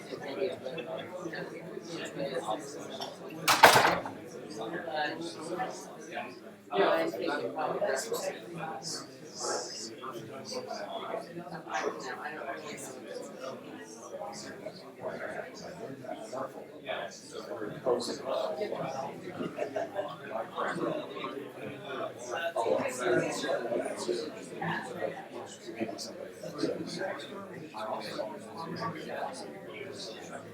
Yeah, well, this is the beginning of it. It is they have to work over analysis, and so, and then you can work over analysis, memorization techniques, word A, word B, word A, word B, C, and so on, applying and sending in each turn, so that their text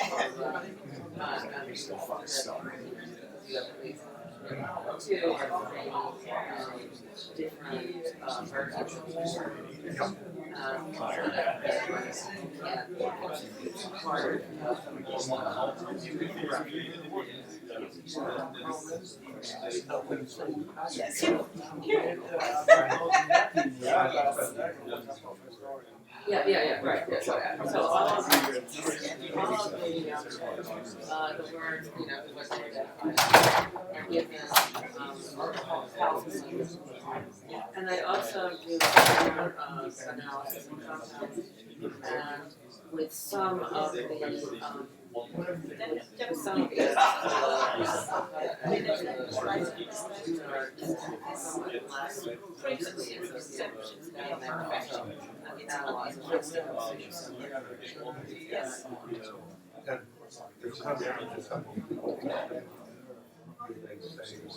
no, because it's not there's no commentary. So it's simply pulling it out of vowel form and then also for compounds indicating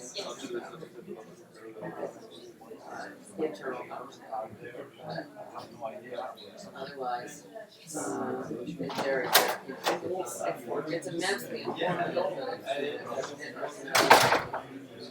nothing external beyond what they did to the comments.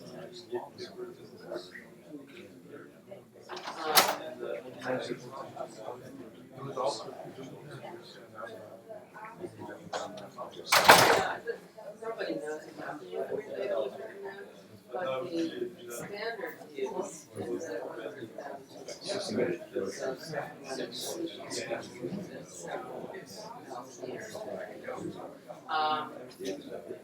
there are people who have extreme views. Johannes Brandbusch thinks that the Pinault and that would be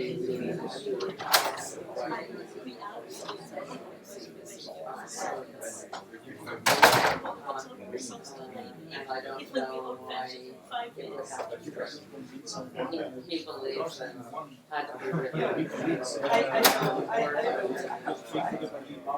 Yes, absolutely. Is about a feature of writing. I have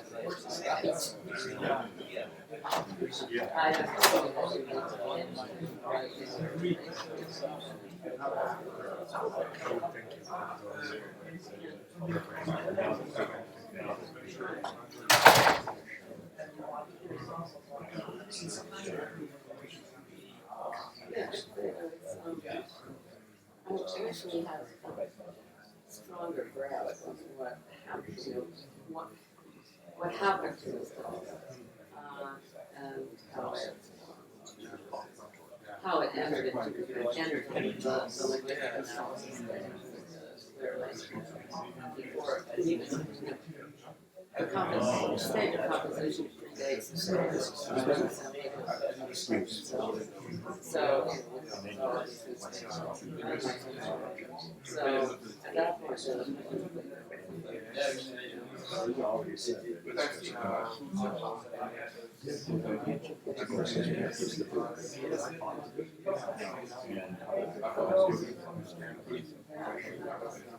yeah, they can.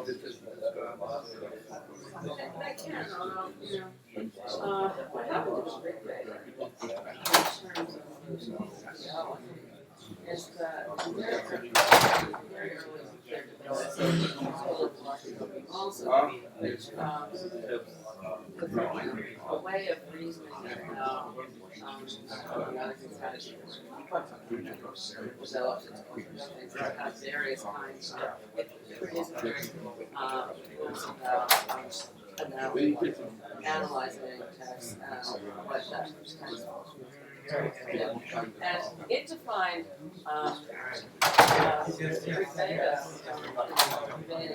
mantras in general as non-meaningless his meaning and stuff, and is only interested in rules for the actual performance of the sound effect. So basically, very early on in the most influential school of that period, the whole of the Rigveda was defined as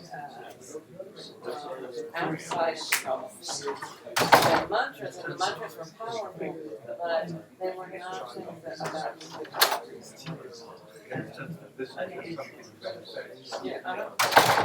and so, in a certain way, the Rigveda sort of stayed outside of theology. Because of that, this kind of sort of emphasis on the later Vedic texts which tell you how they're interested in Vidi and rules, and if the text says, for the fire while looking at the cow, that's Vidi, and that's meaningful, and that's something to deal with. But if you're also saying at the same time, I think you made it that's perfectly part of the analyzing the varieties themselves. That's all.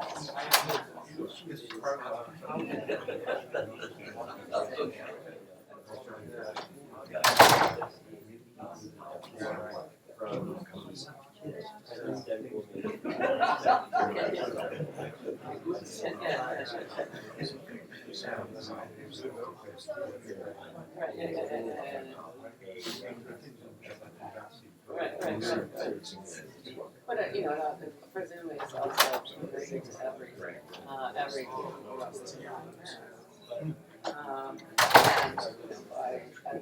and a certain, not too long past by the time we get to middle Vedic,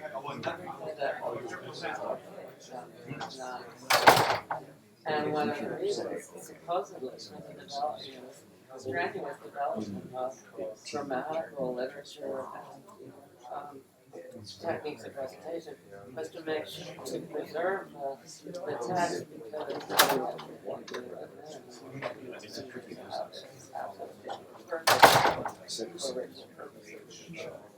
So, the emphasis on the sanctity of the text and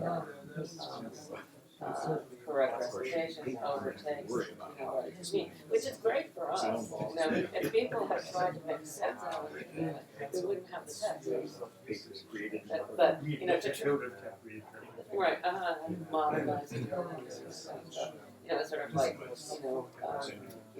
New Bible translations, where, Jesus says, peace and love, and, whatever, but since it was, defined outside of the only point was to make sure that it was phonetically,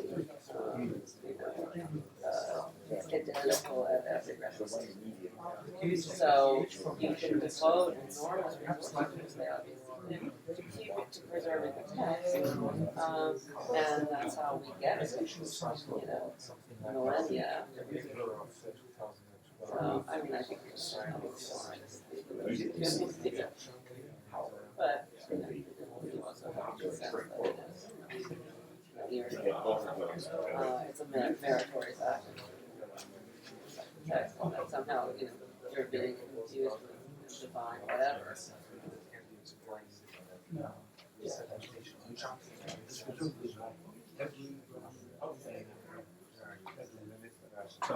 But there are 4 Vedas, and 3 of them are intimately concerned with the ritual. So it depends on what Veda you belong to. So if you're a Rigveda, you would learn Rigveda. I assume that there are a lot of good students. All these Pavlovta and Kuman. But technically, you would learn your own Veda, and the ancillary text there too. And if you're a type 3 and you can learn some of it, some of it, so that's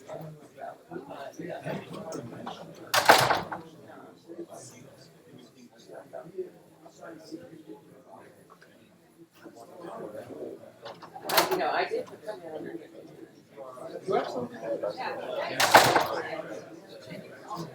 Not one of those 20-minute papers.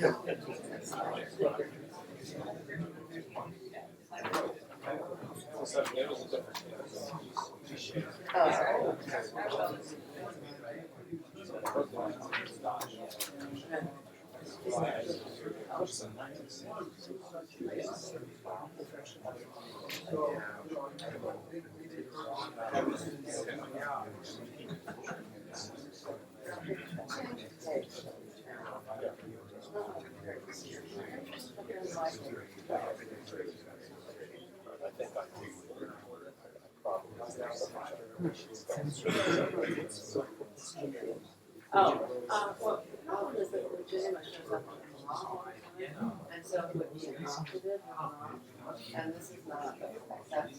So he takes it from the considered legitimate, followed by the put it may, there are certain circumstances not. And then he has the, you get an accident one. It's right, but it's not, it has several steps. Where is it? Yes.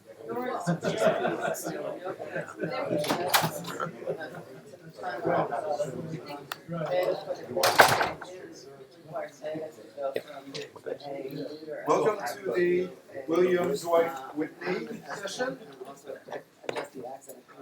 The first speaker of the second session this morning is Jean-François Pinault from the École pratique et hautes études to carry in the paitār, milk calf, and Indo-European nominal derivation.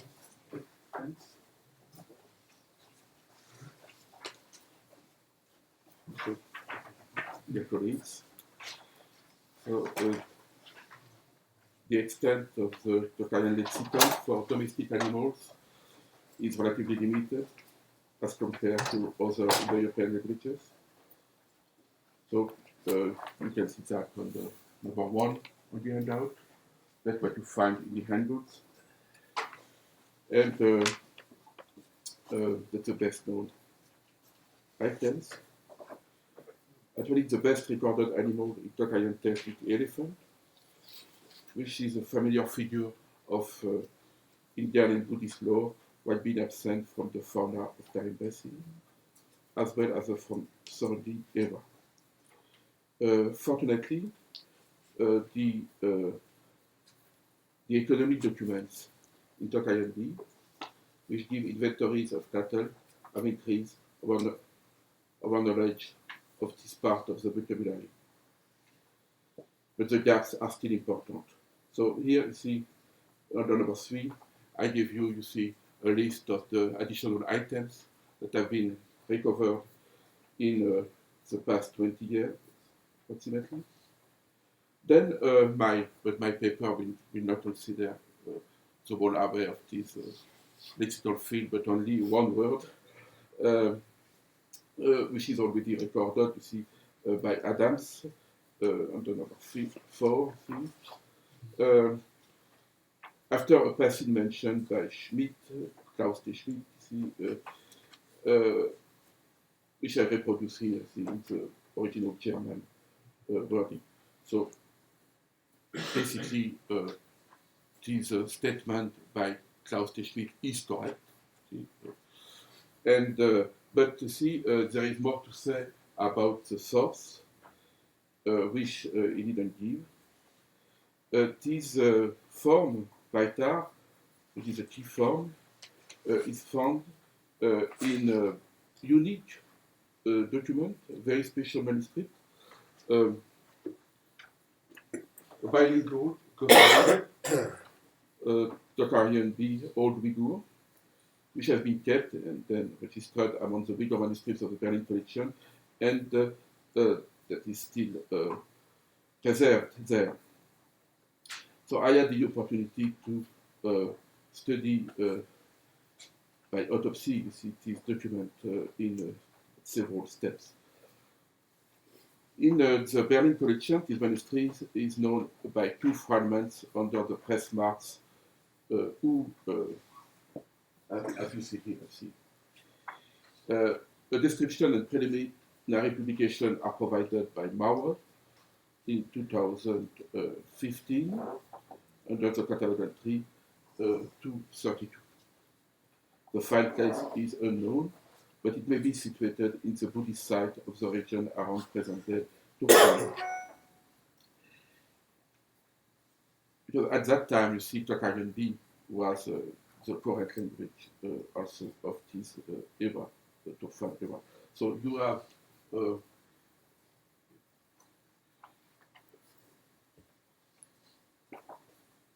and this the size of this document. See, you have in the handout. This bilingual text is written in Uyghur Brahmi script on the verso of strips of paper which have been cut out from a Chinese scroll. That's the Brahmi text, and that's the original recto, that's the Chinese text. That contains a copy of the Sadharma Tundai. So that's a large fragment. I did not reproduce the small fragment. This is but interesting in this context. So the two fragments contain around 50 bilingual sets. Bilingual set, that means that can be Old Uyghur, out of which 42 in the large fragment that contains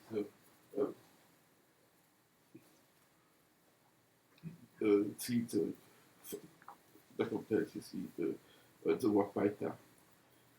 Alors, our provisory edition contains only the transliteration, transcription, interpretation of the Old Uyghur parts with the help of Peter Zimmer. So without decipherment of the Tocharian part. So in the following, you see, in his review of this book, Pinault has provided a comparison of the Tocharian V and the Old Uyghur parts, but it is a provisory account. Full edition is in preparation by Pinault and myself.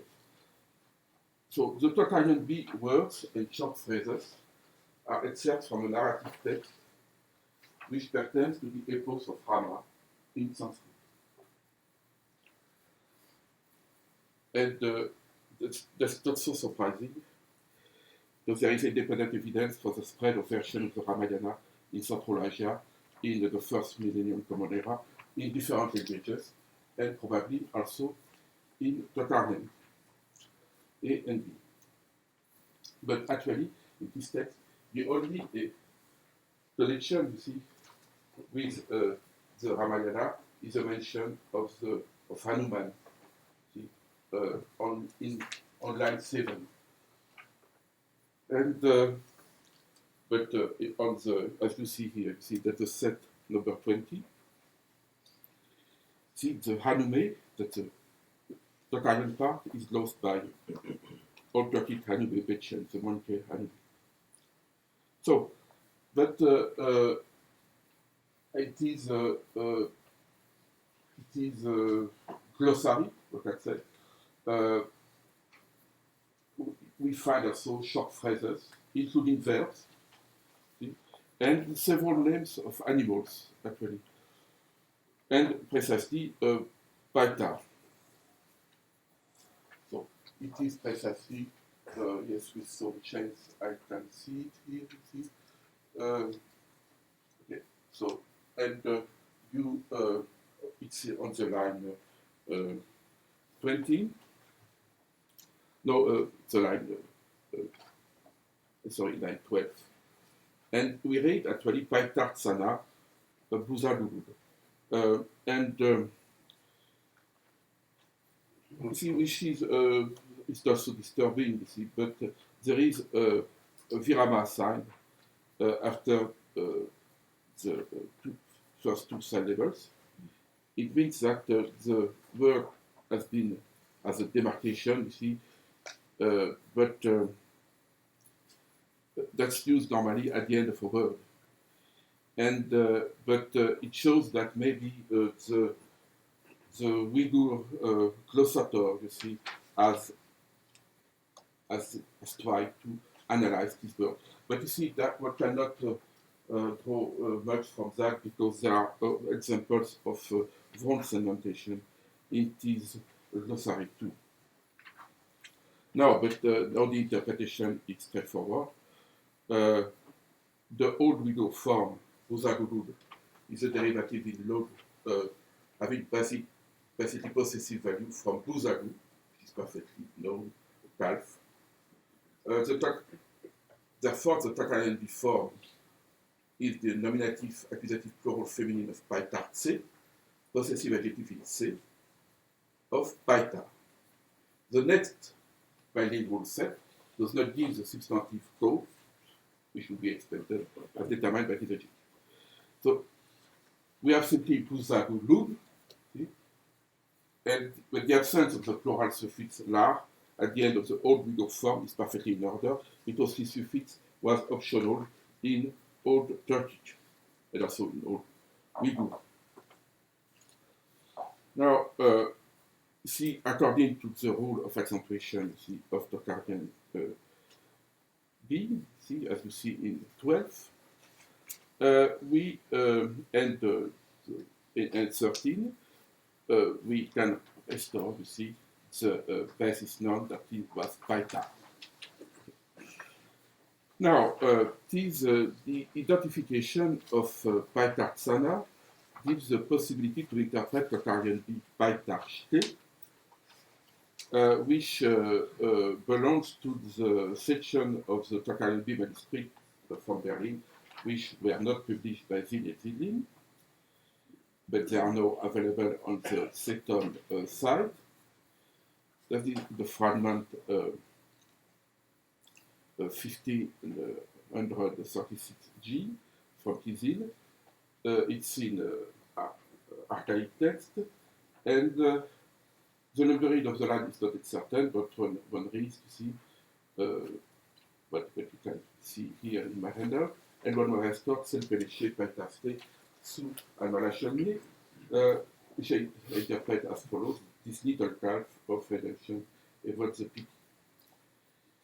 15, the word paitār is derived from paitār, is the diminutive suffix shke, which is found in other names of animals, and which originated actually in proper names, but was extended from proper names to names of humans and then names of animals. One would expect paitār in classical Tocharian B, but this manuscript shows instances of archaic form. So, and at that stage, there is some inconsistency in the tilde-accented R. So that's not a major problem. Now, self-pelleché paitār 16 is a metaphorical syntagm of a widespread type, which served in both Tocharian languages to transpose Sanskrit compound.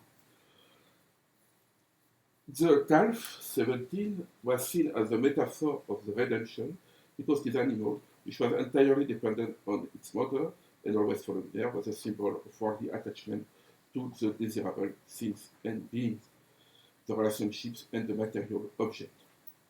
But the human who wants to escape the sufferings out to be liberated from this attachment of the common calf as much as a grown calf will be well off from the mother. This can be warranted by the similes involving the calf, which are not rare actually, in Buddhist text, that is in Pali Vacha and Sanskrit Vatsa. So I quote here a stanza of the Udana Varga, very popular text in Central Asia, which has been translated into Tocharian A and B actually. So here you find the Sanskrit text, and this stanza has a parallel in the Dhammapada, see, as you can see by yourself. And the calf 18, see, page 3, as the calf received the Sanskrit epithet Chirapaka, literally drinking milk. This is quite significant because the diminutive of chirapa, palikirapa, drinking mother milk, is used about infants, and here about the young calf. So corresponding English term would be milk calf, hence the title of this paper, corresponding to French veau de lait, alternatively veau élevé sous la mer, veau sous la mer. And then that can be confirmed nicely by Orthographic, because thanks to the native scholarship, especially of the scholar Mahmoud al-Kashgari of the 11th century Common Era, we have this scholar wrote an encyclopedic dictionary of Old Uyghur, and then we know that Buzadu, calf, refers precisely to the newborn animal, to the milk cow. Now, 20, Adams in his dictionary mentions a further cognate of this Toch word under the form paitār, which looks at first glance as a feminine, nominative singular of an adjective derived from the same paitār. This is merely a mirage over. One should read definitely by Narnia, because the scribe of this manuscript from London is distinguished the aksharas na and ta, and the context shows that it cannot refer to a feminine animal, a female animal. And so here I propose an interpretation which is, I think, perfectly in order from the synchronic point of view. So it is what should I read by Narnia, and that would be borrowing from Sanskrit, so a middle intermediate. Now, 21, I come now to the etymology. Adam's etymology connects this paitār with Latin fetus and Greek fetu, should, scion, senderificity of the son. So here you see the reconstruct proposed by Adams. So I think that does not hold phonetically, and it is not really clear morphologically either. Actually, the adjective Latin fetus means pregnant and fertile. The substantivized feminine feta came to designate the egg of the sow. The actual non-fetus means breeding, parturition, and so metonymy, offspring of an animal. However, you see, it is unanimously accepted that these birds are connected with Latin fetulus, felix, etc. So from the root del. The analysis of fituma is problematic, so but I leave that aside because it's not relevant for the present discussion. Now, it is worth investigating the designation of the calf in Indo-European languages under number 22, that they are quite different. See, it's not so surprising, but there is not a single word for single Proto-Indo-European word for calf. Then go to page 4. Of course, there is in several languages, see number 23, the designation of the calf as yearling. So that's well known, that's every handbook. And then Vatsa, especially Indo-Iranian and Vedic Vatsa, meant having a year, 1 year old animal yearling, but alternatively, it can be traced back to a degenerative derivative, wet so based on genitive singular of the root noun, wet for vat, so for year. So that would be meaning characteristic of that animal which is born during the current year.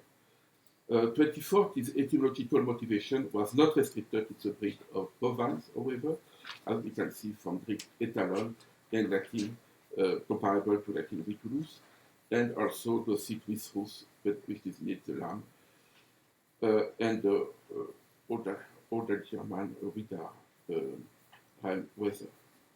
Okay. Here, simply, I recall here since the latest account of this Germanic etymon, and since 25, since totally paitār designates specifically the milk calf, there is an unavoidable root connection with the paias, milk, Avestan paias, and Avestan paeman, depending kenas, milk, and further with the root tail to swell. The connection of this root 26 with the feeling of the offspring of cattle is overwhelming in the Rig Veda. The swelling, Epichoric, ko, denote the well-making singular ko, the ko bellowing after the calf, the ko, the calf, are familiar images. So there is a common case association of toes, motor, calves, and swelling meat. The calf especially received the epithet paitār. So by linear retroprojection, common carrier paitār should can be traced back to Indo-European paitār. The number of the laryngeal of this root is unknown. The shape of common carrier paitār is not compatible with the laryngeal 2 or 3. We should have that of vocalic reflex. As for the derivation, 28, the carrion B paitār cannot be interpreted as an adjunct noun to tor, because there is no such derivative in carrion, in common carrion. The common carrion does not have adjunct noun, does not build adjunct noun with this suffix ter, tor, different from Indo-European Greek and Latin, for instance. And in addition, you see that will not fit the known ablaut of this adjunct noun. Because in paitār we have definitely, you see, an O grade, which is a noun in ter-tor derivatives. 29, despite a superficial resemblance, paitār cannot be connected either to the type of inherited collective in O or to, which are well known, because these nouns are relics from Proto-Indo-European heterotic stems and did not provide the model for any formation. We would increase the stock of dyslexia in Proto-Tocharian.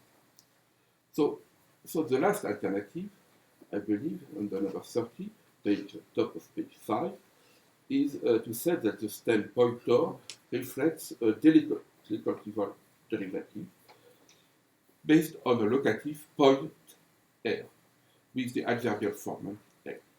So this paitār is formally comparable to Greek nutor by night, adverb based on the locative nok R, beside the adjective Greek nuteros, night. And also is comparable to Latin utsor, wife, according to my scenario.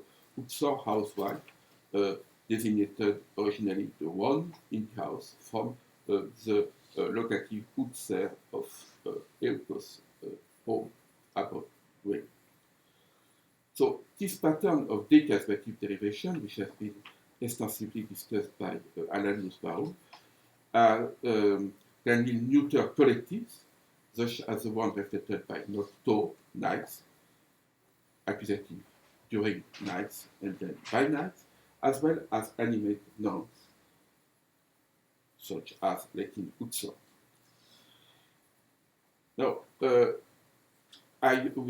can read by yourself the paragraph 31, which only recalls well-known recent literature about the two results of delicatival derivation, and according to my proposal, you see, the carrion B paitār from paitār would comply with the second subtype, the type of Latin homo, you see, that means the one with is on or off the earth. And paitār is masculine, as confirmed by its diminutive paitār. This provides a sensible point of departure for the semantic development. The locative singular pointer meant at suckling, understood mother's milk, hence an animate pointer, the suckling one, and milk calf. Now, there is support inside Tocharian for this derivation, because there is the adverb Tocharian a lutar, more, which needs a complementary ablative for expressing superiority over someone or something, under number 33. So the expression of comparison can also combine this adverb with an adjective, also with complement in the ablative. Two frequent phrases are type of Sanskrit, lutar memash, exceedingly, literally beyond measure, with the ablative singular of men, man, measure, estimate, evaluation. But that's a type of the Sanskrit compound atimatra, adverb atimatram, beyond measure. The compound sne-utar transposes Sanskrit anutara without superior, unsurpassed, and excellent. Therefore, it makes sense in broad terms as per Phonetic to sequence it out at ut a and to connect it with the root of the verb to remove Icel. So then go to the next page, page 6. But in the present context, it is especially telling under number 34 that we can trace back this leutar to a Proto-Indo-European leud or that should be inherited, and because there is no adverbial suffix of this shape in Tokarian, which should be based directly on the root. The relationship of this adverb leudor with the adjective eludero, reflected by Greek eluteros Latin liber, is absolutely parallel to the one established above between the adverb Greek nutor and the adjective nuteros. In the present case, the locative in R, which is at the point of departure of the process, was derived from a root noun, as you can read by yourself. See elud, R, in rising, hence neuter, rising, growing, and an entirely derived neuter, eludor, and then that gives an adverb, growing beyond more. Now, I will not, I will skip the paragraph 35, but just a caveat about the fact that one should not reconstruct all adverbs for every common Tokarian adverb that ends in R, which has been done by Van Wiedekens, first of all, and by others after him. There are two last points to try to ensure this etymology is to the O grade of the root in the prototype, and also the other connection. The root connection 37 of Tokarian paitār, the root pay to swell, likes to consider afresh a noun for food, which has been registered as a stemming to from the same root. Now, to make the story short, you see, this word P2 has been either connected with this root, but you see here the difficulty is that there is no trace of laryngeal in P2. See? So that final laryngeal that would be expected, that would be P2. See? And so on, that there is the ablaut of P2 and its cognate raises several problems that have been extensively discussed in recent literature, among others by Widmer and Melanie Maltzheim. It has been even, because of these difficulties, you see, under number 38, it has been even considered that P2 has no connection with the root of bias. See? I think that of course is good to some arguments, but actually P2 can refer to a liquid, milk or juice, see, and the number 38. So one can accept, you see, the connection of P2 with bias. Now the question is why there is no laryngeal reflex in P2. So I skipped the paragraph 39, which is about the Celtic derivative of connection with P2, P2, you see, because that does not add anything to my argument. Now, what is more relevant for my argument is what you find under number 40. The proterolytic stem, the top of page 8, is actually an image, but it has been taken as received wisdom, you see, since Korilovich and Bekes, that P2, and including Widmer too, that P2 was proterokinetic. But actually, that's contradicted by the fact, you see, the Vedic inflection point to hysterokinetic stem. Okay, so then, now, and this hysterokinetic stem would be a U stem derivative with appartenant value from the T stem, pit. Then, see, which was issued, you see, from the original inflection of this T stem. Now, it is well known, it has been shown by Ricken, by Vilunas, also in his book about the T stem, that the T stem are originally acrostatic inflection, see, but his acrostatic inflection was renewed, so that see that you can see under number 41, see, and then they generalize often the zero grade. Now, what happened here in addition, see, in the case of point, is that because of the social effect, you see, the laryngeal was lost in the O grade stem allomorph, and his laryngeal less variant was generalized to the whole paradigm. And there are other testimonies of that, you see. For instance, under number 44, we find rit, Vedic rit, feminine string, which is actually connected with a root ending in laryngeal, see, and Vilunas and others have shown, you see, that his laryngeal was dropped, see, was lost in the O stem allomorph, and then generalized, his laryngeal less variant was generalized also in the wheat stem allomorph, either see, the E stem, the A grade, the normal grade, or the zero grade. Okay, then comes the issue of the Baltic stem paitār. Actually, one can perfectly argue that the Lithuanian paitus goes back to point 2, to stem point 2 with O grade. That's perfectly allowed by the development of the diphthongs in Baltic.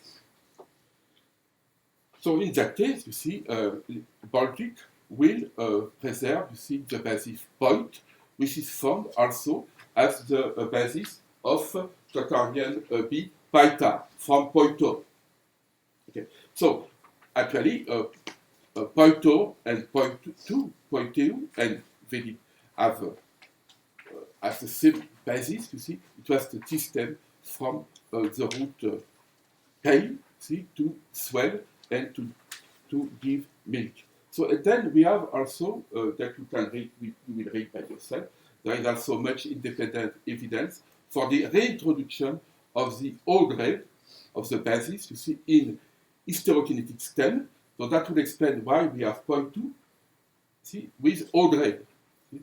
That is parallel, you see, to the reintroduction of the O grade in Greek poimen. That's unexpected because poimen has hysterokinetic function, and the hysterokinetic stem had not originally O grade. Okay, I think that's all my story.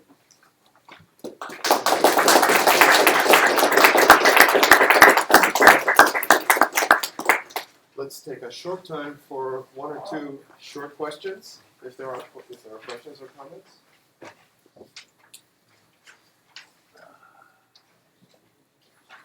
Very quick.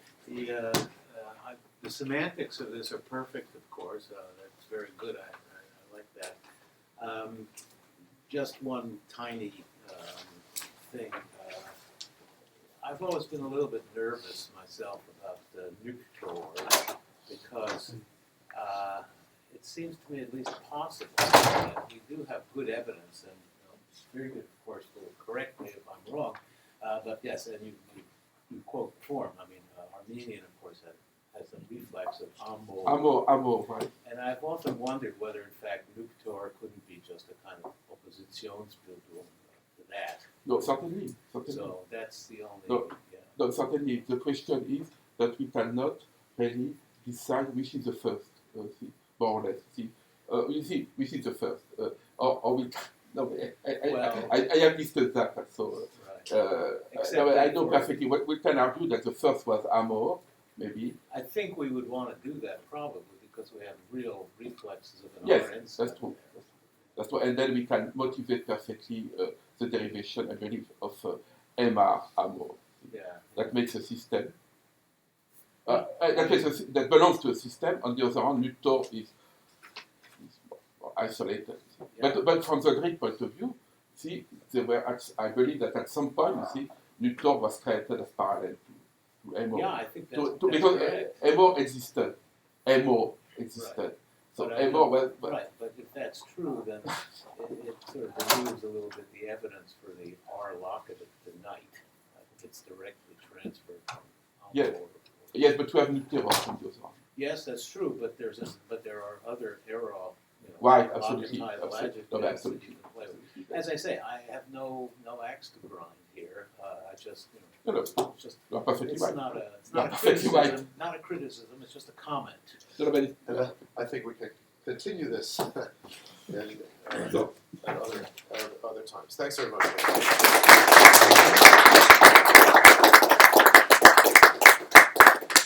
Our next speaker is Alexander Nikolaev of Boston University, speaking about Sidetica.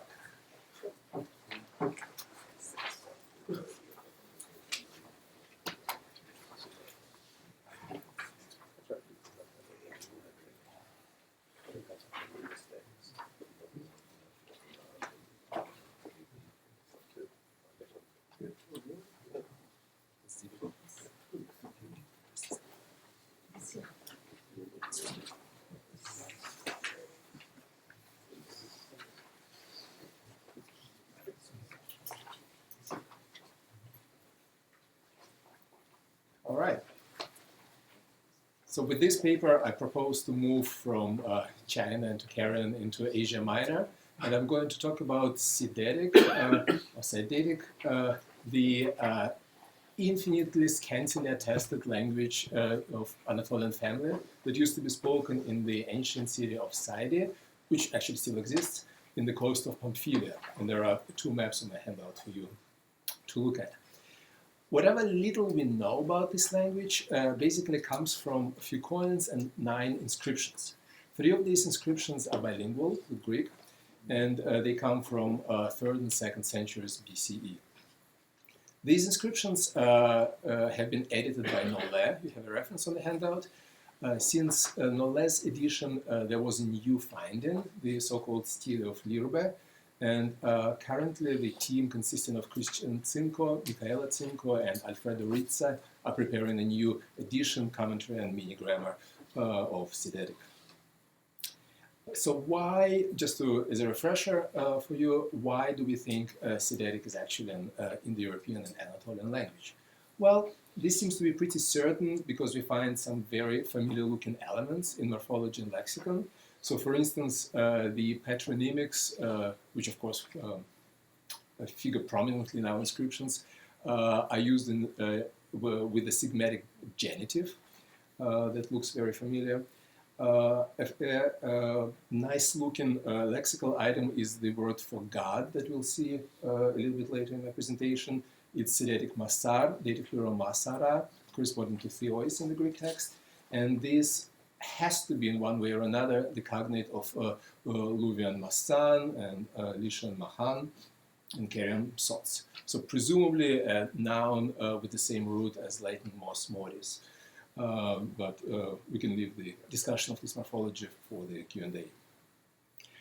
There is a likely locative in I, woski, in the ritual. The word is probably a cognate of Luvian Vascha, sacral object. We find first-person singular preterite with a hardened laryngeal as the ending. The form in question is ak, which likely means something like I made offerings. And this really looks like Lycian aha and Luvian aha. And another familiar lexical element shows up in the personal name Pigze, also translated as Pixas in Greek letters. And it is really plausible that it contains the same root as the familiar Luvian theonym Pihasasi. Anyway, that's just a brief refresher. Today, I would like to focus on one inscription, informally known as the Dedication of Apollonius. It is both at the bottom of your handout, page 1, and on the screen. This is the number 2 in Ronald's edition and number 112 in Zinko's. The stone, which sits there in the museum inside, anyone can inspect it. The stone contains one line of text in Sidetic alphabet, going right to left, and followed by inscription in 4 lines of Greek. And later the stone was reused for a different imperial time inscription that shouldn't concern us. So if we look at the inscription, and once again you can look at the screen or the handout, the Sidetic can be transliterated in one of the several systems available as Poloni, Poldors, Polonias, Masara, and then the stone breaks off right here, leaving us on the arrow, Y, and F. And this is going to be the form under discussion. The Greek conveniently tells us that a certain Apollonius, son of Apollodorus, son of Apollonius, established this statue himself for all gods, Theos Pasi. And the final line is the name of the carver. So unexpectedly, many things in this inscription are clear. This concerns proper names, of course. So Poloni is this version of Apollonius, or rather Polonius in Pamphylian dialect of Greek. Pordors is Apollodoro, Polonius is Apollonio, Masara, the word for God we already discussed, remains the arrow ypsilon e, and it can be one of the two things. It can be either a counterpart of anetheken in Greek text, established, set up, or the counterpart of pasi. So now let's turn the page. The second page is also projected here. It has some blank space for you to doodle on or transliterate on your own. Let's go to page 3, where the handout proper continues. So most people who worked on Sidetic have identified this mysterious sequence arrow ypsilon e with the verb meaning to set up, anetheke in Greek. And as far as etymology, they wanted to compare it with Luwian tuva and related verbs with the meaning to put or to place upright. I don't think this is likely to be correct for reasons of ritual, you may say. We are now on the handout section 3. The problem is that theois pasi in the Greek text doesn't simply refer to the totality of gods. The phrase, in other words, the phrase means not to all the gods, however many there are, but it means specifically to all gods with a capital A and capital G. Theoi Pantes is an actual cult name. It's very well known, very well documented, well established in Hellenistic Asia Minor. We have month names, names of sanctuaries, titles of priests. Think of things like Pantheon. What I'm trying to say here is that the actual name of the divine recipients of this offering is all gods, Theoi Pantes. And this entire name is, of course, supposed to be fully translated in the concise version of the Sidetic inscription. While at the same time, there is no problem that the verb meaning to set up, Greek anetheke, was simply suppressed and taken for granted in the précis written in the local vernacular. So this is the reason why I think that the sequence arrow ypsilon e is the equivalent of Greek pasi, and not equivalent of anetheke. Now, handout point 4. Can this morsel of a word be given an Anatolian etymology? I think the answer is yes. And the possible clue is the resemblance I find between the phrase in the Sidetic inscription, Masara, arrow ypsilon e to all gods, and the Lycian formula, Machai or Muchai Huedri, also meaning all gods. And here is my proper, very modest proposal in handout section 4.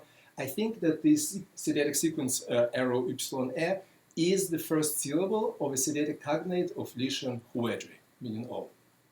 So of course, as you see, and there's a picture of a stone on the second page of the handout, the stone is broken. There is no way of knowing what the suffix or ending of the Sidetic form was. At the same time, again, if you look at the bottom of the third page, you will see that there is enough room on the stone. Let's see if I can look up here. Excuse me. All right. So this is the arrow ypsilon e, and you can see that this is the P of Apollonio, right? This is the O of 2. And we need to assume a certain margin, for the Greek sentences. So this would, I think, leave ample space for 2 and most likely 3 letters in the Sidetic form. Fair enough? So this is pure reconstruction. What I'm saying is that if I were to supplement the Sidetic form, something like arrow ypsilon e dri, epigraphically is possible. I mean, there's room for it. But of course, this is mostly guesswork. Now, what isn't guesswork is the etymology of Lycian Huedri. Here, I would like to follow Starke, who analyzed it as a derivative of something like Huadar, which would be the direct counterpart of Luwian shuvatar, suvatar, fullness. So Starke thought that the E in deletion form is Indo-European suffix -io. This is probably incorrect because million shows a slightly different morphology. This E behaves like emotion, but again, that's something we can discuss in the Q&A. Now, by adopting this morphology, I think that this Sidetic form, arrow YE, is a direct cognate of Lishan and spells something like Shwedri or Shuvedri. So this would be the Sidetic word for all. What I need for this to work is possibly a syncope of the high vowel in the first syllable. In a language like Sidetic, there is no way to actually document sound changes like this. We will be looking in a few minutes at another form where a comparable syncope may have taken place, but doesn't have to. What I can also do, I can assume that the Y in arrow YE stands for an actual vowel, so the form in my reason would be Shuvedri with the W left unexpressed in writing. Either way, a change, the acronymic change of S to Sh before a label sound is extremely trivial. Think of German, and Cumulus book on Konsonantenbundle is a valuable source of other parallels. Now, if you please turn the page to page 4, section 5. Of course, the obvious next step for me is to try to reconcile this analysis with what we otherwise know about this arrow in Sidetic. But because the corpus is so scanty, there are only going to be 2 other examples. So before looking at them, I suggest that we need to examine the use of the arrow symbol in other alphabets of Asia Minor. So Lydian, Carian, Phrygian, and Ionian Greek. To begin with Lydian, the arrow is usually transliterated as English C, tentatively identified as Z. As usual, we have to be tentative about its synchronic phonetic value, but we know pretty well where the sound comes from. That's the result of assimilation of Proto-Anatolian D. So think of Ziv, the word for God, that has to be in one way or another the outcome of the Zeus word. As for Carian, we also find the arrow symbol there. It's usually transliterated in Carian studies as Greek tau. One instance of it is in the Egyptian Carian bilingual inscription, where the arrow in the Carian text stands for the initial sound of the Egyptian name Chamo, which we also know in Greek letters as Thamos or Thamos or Samos, and in Babylonian cuneiform as Shamo. So the phonetic value of the appropriate Egyptian character is Ch, and scholars have assumed that the Carian arrow has the same value. I think there's another form in Carian that might shed some light on the phonetics of this sound. So Carian, in fact, has the same formula, all gods, that we've already seen. The Carian phrase is mol shmsoch yelarmich, and Adiego plausibly analyzed it as the counterpart of hiereis theon panton. So if something like mshoch, I'm using Adiego's reason of the tau, if that's a genitive plural form, its diachronic morphology can be plausibly reconstructed as something like masan, so that would be inherited Anatolian genitive plural, reinforced with the all-purpose genitive s, so masans, epenthetic te, masans, and then you do nasalization, rounding, syncope, and you come out with something like msots or msoch. And this would be another indication that the arrow sign represents some kind of an alphabet. About Phrygian, under 5.3, I don't have much to say. The arrow is only found in Old Phrygian. It's only used before front vowels, which is why everybody, all 3.5 specialists in Phrygian, leave it untransliterated and suppose that it's a product of palatalization of some sort. In several Ionian city-states, we also find what seems to be a continuant of the same symbol in the last letter of Ionian alphabet, known as Sampi. And you have the letter shape on the handout. Sampi in the city-states was used to represent the outcomes of Proto-Greek clusters Chi and Tw, which we think developed into something like Proto-Attica-Ionic Ts or Ch, and as we all know, are later spelled with double sigma. So again, some kind of palatalized fricative consonant. As for the ultimate origin of the sign, I really like Gerard's proposal that it goes back to the hieroglyphic Luwian character with the value tsao tsi. And again, here is your affricate value. I should tell you that for each and every one of these cases discussed on this page of the handout, there will be people who hold a different opinion about this arrow. But so what I'm presenting to you is an artificial consensus, sort of lumped together from various corners. As you can see, it does. There is at least evidence that allows us to think that the arrow sign indicates some kind of palatalized consonant, most likely a coronal fricative or affricate. Now we can turn the page to page 5, and finally return to Sidetic. Sidetic offers 2 more instances of the arrow sign. First of them is a group of personal names with the root ubash. So I'm using my proposed value of the arrow sign here. Ubashworo, Ubashdzem, and Ubashchar. You can see that all these names contain a heavy consonant cluster, very likely compounds, very likely syncope. Craig, tentatively but very plausibly in my view, compared the first member of these compounds with Luwian ubati, which means something that you dedicate. So a name like Ubashdzem would go back to Ubati Adzami, a favorite dedication, which is a good, I mean, I wouldn't give this name to my kid, but I guess it works as an Antoine name. Under this analysis, the arrow sign in names containing Ubash would represent the outcome of a dental stop before either E or E. So again, palatalization. The arrow sign is also used in the personal name Zdishs. That's a genitive form. The final sibilant is the genitive marker. And the Greek part of that inscription offers Sididos as the counterpart.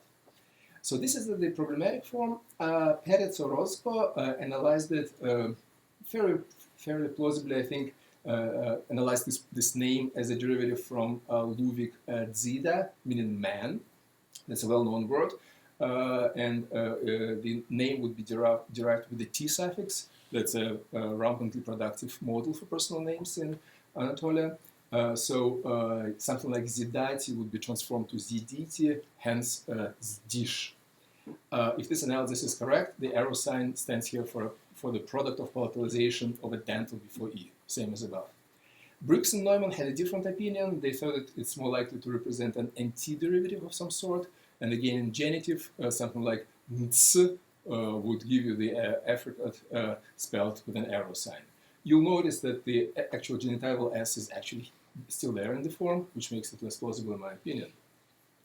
But now, what about my theory that Sidetic arrow wasn't sh, an esh sound?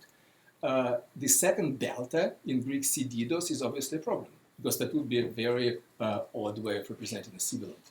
But we should remember that the Greek sididos is merely an approximate rendering of a foreign name, and the nominative of the Sidetic name, something like Zdish, would be perceived by an ear of a Greek speaker as CDs, possibly associated with the name of the city, Side. And of course, in Greek, there is a productive model, something like Megarai, Megaris, Megaridos, Thebais, Thebaidos, the citizen of Megara, the citizen of Thebes, which means that the only possible genitive of such a name for a Greek speaker would be Sididos, which is what we find. So the second delta in Sididos, I think, tells us nothing about the phonetics of the arrow in Sidetic. If I'm right, then my proposed identification of Sidetic arrow with ash seems to hold water. So even if the immediate result of dental T in the position before I, as in Ubati or Ziditi, was an affricate ch, nothing would hypothetically preclude its further development to just fricative sh. And again, this is Sidetic, where all sound changes are Einmann Lautgesetze, more or less. Generally speaking, it's plausible both from the viewpoint of perception and articulation that the outcomes of S before U and of T before I merge as one single low-frequency fricative sh. So the advantage of this theory, I'd like to think, is that it allows us to A, reconcile all uses of the arrow sign, and B, place the form shwe, arrow epsilon r, meaning all, going back to Suedri in Anatolian linguistic context. Thank you very much.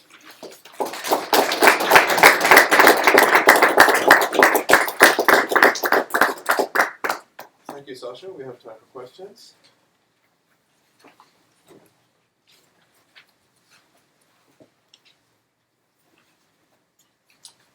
Maybe I'll just start off by mentioning something about the All Gods as a cult entity. This may go back to Mycenaean, since we have Hasi, Teoisi, and Teoihi already in Mycenaean as in effect, spelled as a single word. Whatever you make of that, I was looking at Mycenaean. I'm not sure we have reasons to believe that that Theoisi Mycenaean is already a special cult of all gods, as opposed to just saying all gods, and if I'm forgetting somebody, they're certainly in this group. Yeah. I'm not sure we have reasons to choose one way or another, but of course you're right, and it's likely to be significant that it's spelled as one word. Thank you. Thank you very much for your nice paper. Just a remark, the same line that Brent, actually also in Creta, so the Pasiteoi is in Knossos, and in Creta, in Greek times, there are also always with this word order. So Vishvas, Devas, so this could be, you have in Hellenistic Asia Minor always Theois Asi, always that, or you have also the... Oh, it's both. Both, I'm not sure we need to sort of study this continuity between, Greek archaic times and the Hellenistic, right? More or less, the cult of all gods is a given for the 3rd century BC, and of course, it's an interesting story how it came about, but that's a different story. Yeah, but it would be great if the word order was totally different. Right. In this case, you have to operate only with Asia. No. Thank you very much. Joshua? So you could not know less about case endings in Sidetic than I do, but just tell me about the dative plural and one question mark of Masara. And the reason I ask is that there doesn't look to be that much room on the stone, and presumably you would need a dative plural ending on your form meaning Hasi as well. And I'm just wondering what you think that form would be and whether there is space for it. But as I say, I don't know anything about these endings. I have no clue is the short answer. So the grammatical value dative plural is assigned to a in Sidetic only on the strength of Masara, right, which corresponds to dative in Greek. That's it. Right. And there's no other form in any, let's call it declension, assuming we know anything at all of so-called dative plurals. Is that right? So we really know nothing. I think so. Craig will know better, but I think so. The short answer is certainly no. In general,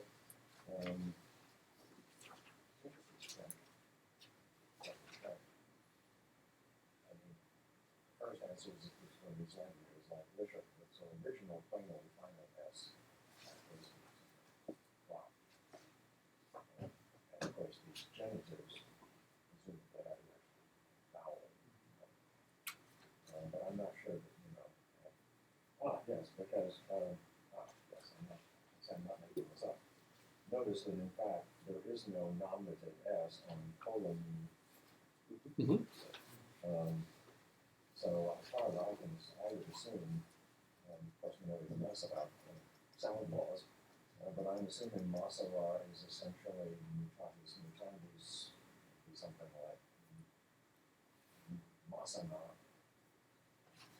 originally Masanas, boss, but it would have lost its final S, just like Russian Mahana. Now the question is, what kind of agreement would we really expect for the adjective? But you're right, the one thing that one worries about looking at this is you almost certainly would have had to have I would guess who Edra, notice that in Lycian, Huedri doesn't always agree with its noun. That's what I was going to say, because it's supposed to come from something that means like a fullness or a lot, right? So you might not expect it to show adjectival agreement. So that's certainly. Okay, but you're gonna need at least a D and R and something.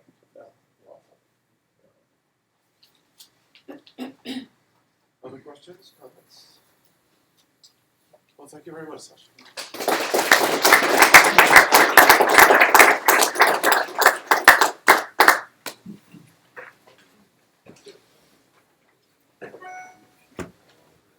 The final paper in our session is by Joseph Eska from Virginia Tech and Jean-François Mondon from Minot State University. Phonological spreading, voice onset delay or phonetic noise, orthographic s and s in Greek and chord, inscriptions. Okay. While the handout goes out, I just want to lay out a bit of a roadmap. I am going to briefly set the stage for what we're talking about. Jean-François is then going to step in and address previous literature, which will form the bulk of the paper.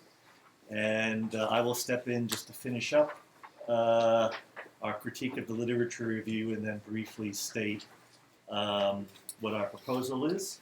And we'll try to bring it in time for lunch, on time.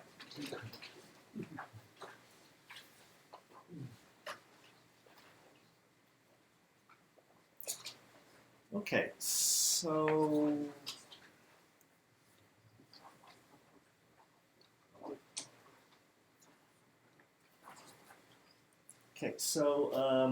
starting in number 1 in Greek, we expect neutralization of the contrast amongst labial and dorsal voiceless unaspirated, voiceless aspirated, and voiced aspirated plosives before S to the voiceless unaspirated plosive. You have some examples there in number 1. Number 2, among the Epichoric scripts employed to engrave inscriptions in ancient Greek, the dark blue alphabets employ the singleton characters psi and psi to represent the sequences PS and KS, respectively. But in other archaic alphabets, the 2 phonemes in these consonantal groups are represented by a character for each. The green alphabets employ the expected sequences of pi plus sigma, kappa plus sigma, but the red and light blue alphabets usually employ the sequence phi plus psi to represent PS, and the light blue alphabets additionally usually employ the sequence chi plus sigma to represent KS. That is, they employ the voiceless aspirated plosive characters. Why this should be has been addressed much in the literature, but in our view has not been satisfactorily explained.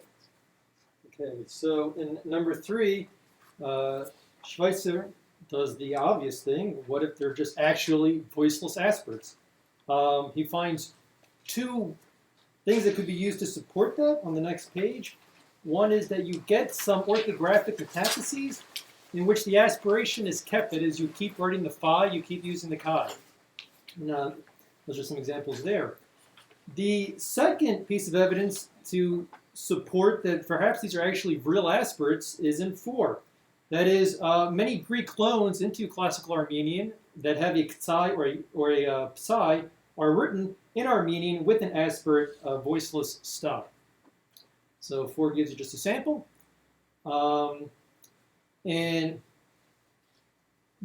such a sound change or such a phonological change of having a voiceless stop become aspirate followed by a sibilant isn't too bizarre phonologically, and Bert Vox in 5 nailed down, or laid out rather, in featural geometry how this could work. You can imagine you have a laryngeal node. Now we've changed the features to make them privative here, as you can see in footnote, I believe, 4.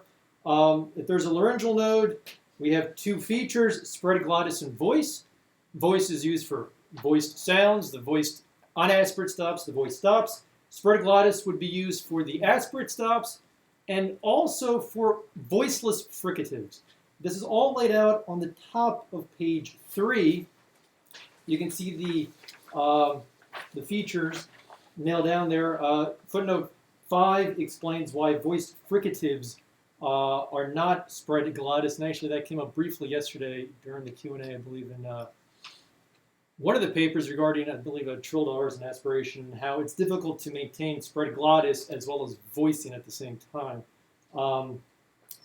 So it's certainly possible. Now, Vox proposed this rule for synchronic Armenian data, which we'll get to shortly, but it's certainly possible a supporter of Schweitzer could say, well, maybe this was actually the rule and it applied in Greek itself. That it applied in Greek, and then these words came into Armenian with the aspiration.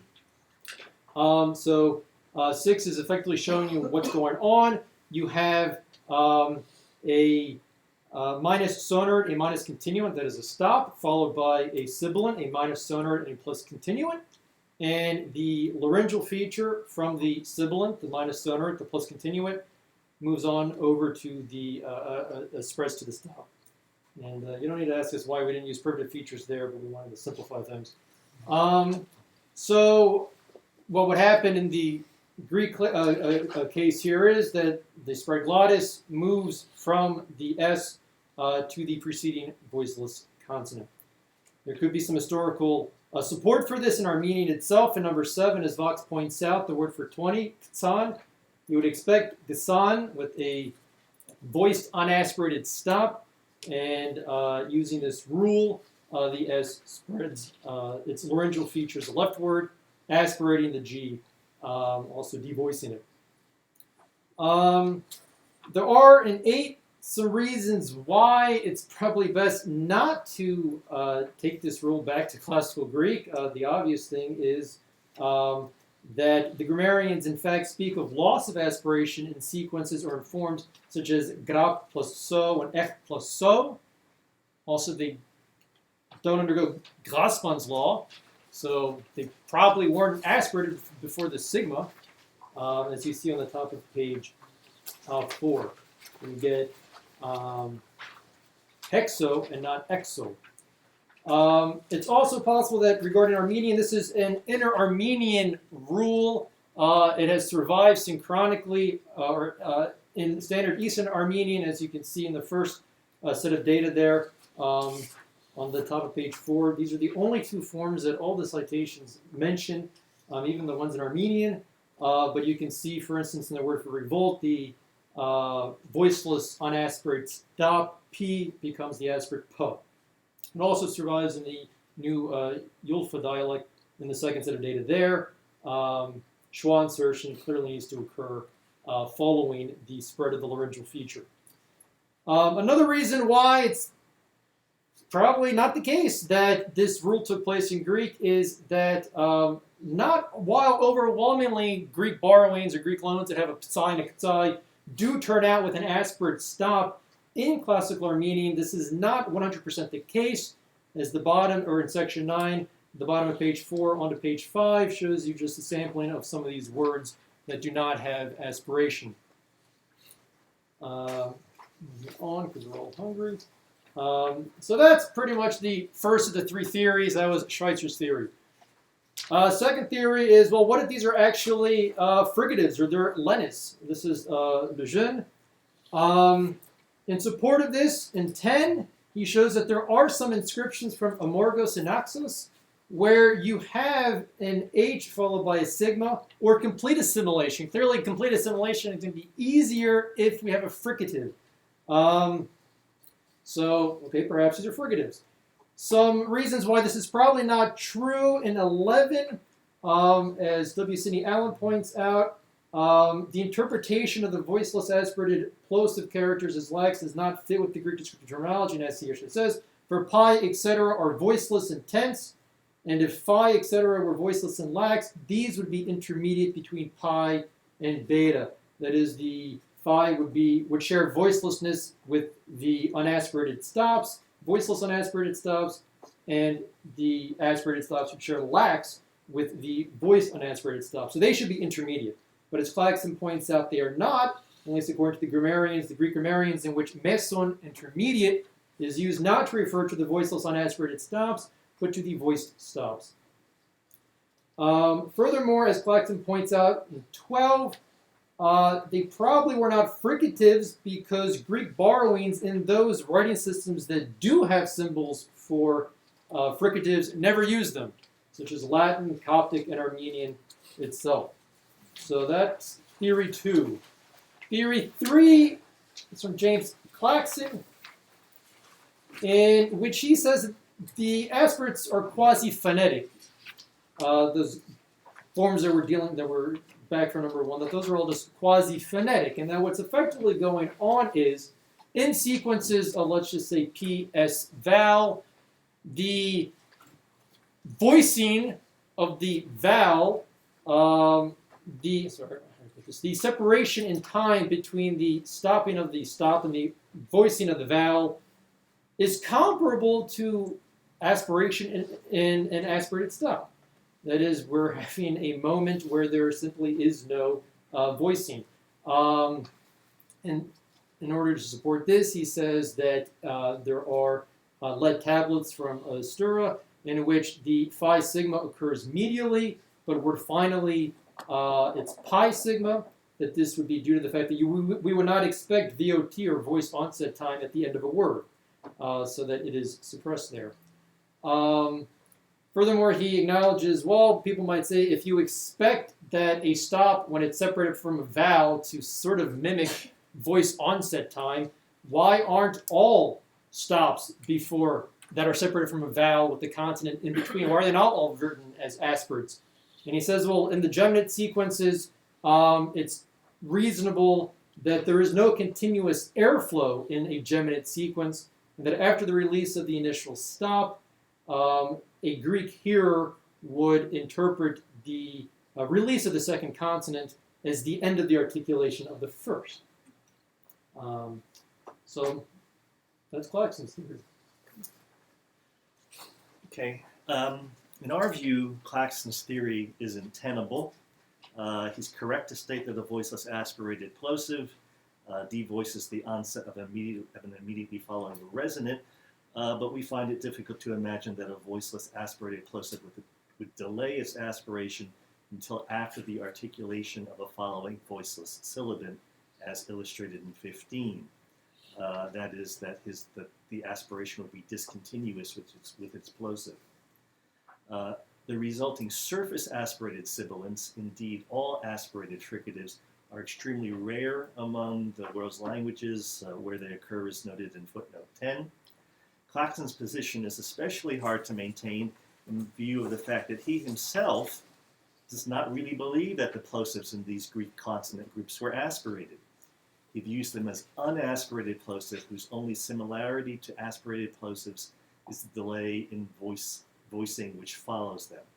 But voiceless unaspirated plosives have a significantly lower positive VOT value than voiceless aspirated plosives, and we would expect that any aspiration that they did possess to be hidden by the gesture of the articulation for the S. So in the gestural score there, the tongue tip gesture for the S is covering up the period when there might be aspiration following vela closure for a KS sequence. So we observe furthermore that under Claxon's view, were phi and chi before S employed to indicate voice onset delay of P and K of any duration, one would expect all tokens of P and K engraved in these alphabets to be represented by phi and chi in order to indicate that voice onset delay. So having reviewed what's out in the literature, we have a new proposal that these orthographic sequences represent ambient phonetic noise. So like Claxon, we believe that these orthographic sequences are indeed quasi-phonetic, but for different reasons. As obstruents, both plosives and fricatives are characterized by periods of turbulence noise, for a brief period at release of occlusion for plosives, throughout the articulation for fricatives. For voiceless aspirated plosives, the noise is produced at the glottis, and for fricatives at the place of constriction. With fricatives, turbulence noise becomes more intense the more anterior the place of constriction, save for fricatives produced forward of the dental place. And as noted in the footnote, this is because of the lack of a resonance chamber anterior to the constriction. So labial obstruents are cross-linguistically perceptually less salient. And what this results in is that the noise amplitude amongst fricatives is greatest for S. And we also know here that it's well known that frication noise and aspiration noise can be confused by the listener. So our proposal is that the highly salient noise of S, as far as the listener is concerned, was perceived as concurrent aspiration on the preceding P by the users of the red and light blue alphabets, and on preceding K as well by users of the light blue alphabets, using the use of the quasi-phonetic orthographic sequences phi plus sigma and chi plus sigma.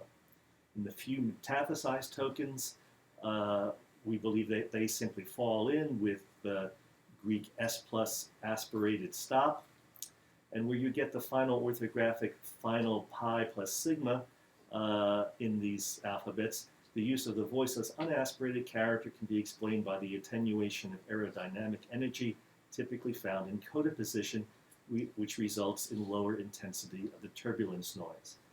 The plosive before S thereby was not perceived as bearing any aspiration. So that's our idea, and we thank you for your attention.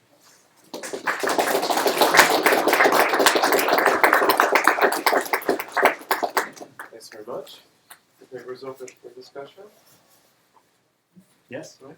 So you mentioned that it's well known that frication noise and aspiration noise can be confused by the listener, but do we know of any other orthographies that specifically tend to conflate them in the manner that these Greek dialects do?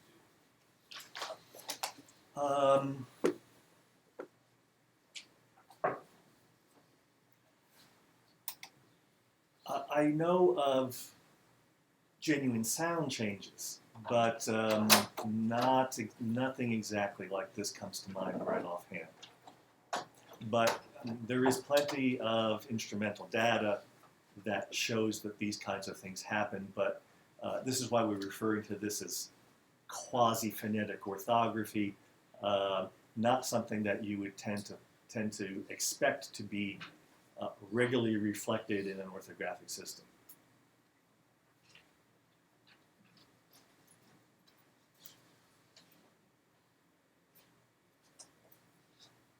Other questions, comments? Well, in that case, I just want to say that when I teach my intro linguistics courses, I use sometimes these videos called the Human Language Series, and when they're doing some illustrations of sounds, one of the token words that they use is lunch. Well, thank you both.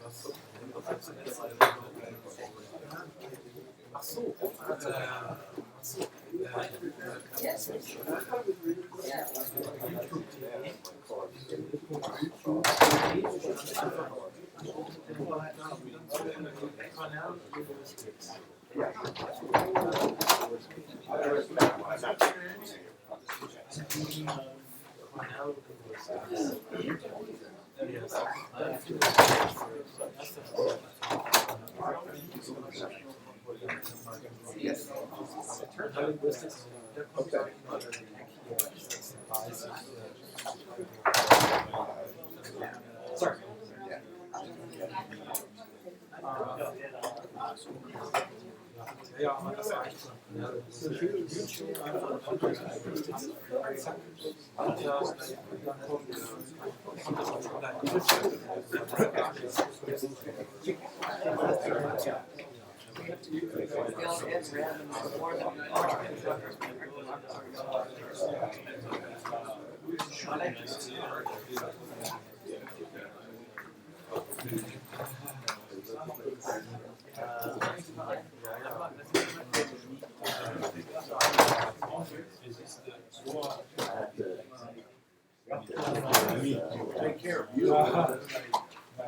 Today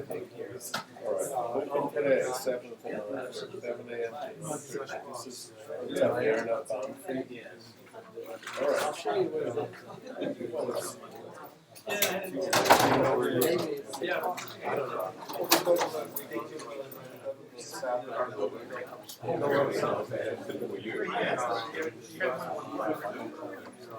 Well, actually, you know, as we were leaving, there were only like a few of us left. Standing around talking, fewer than 10. Yeah. Well, then you bought. Oh, really?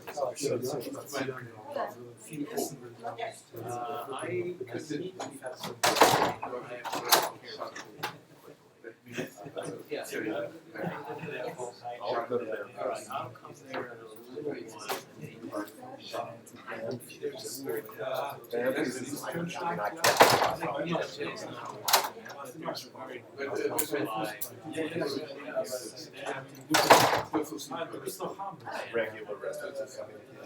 Makes sense. Oh, okay. Working on this now, stuff.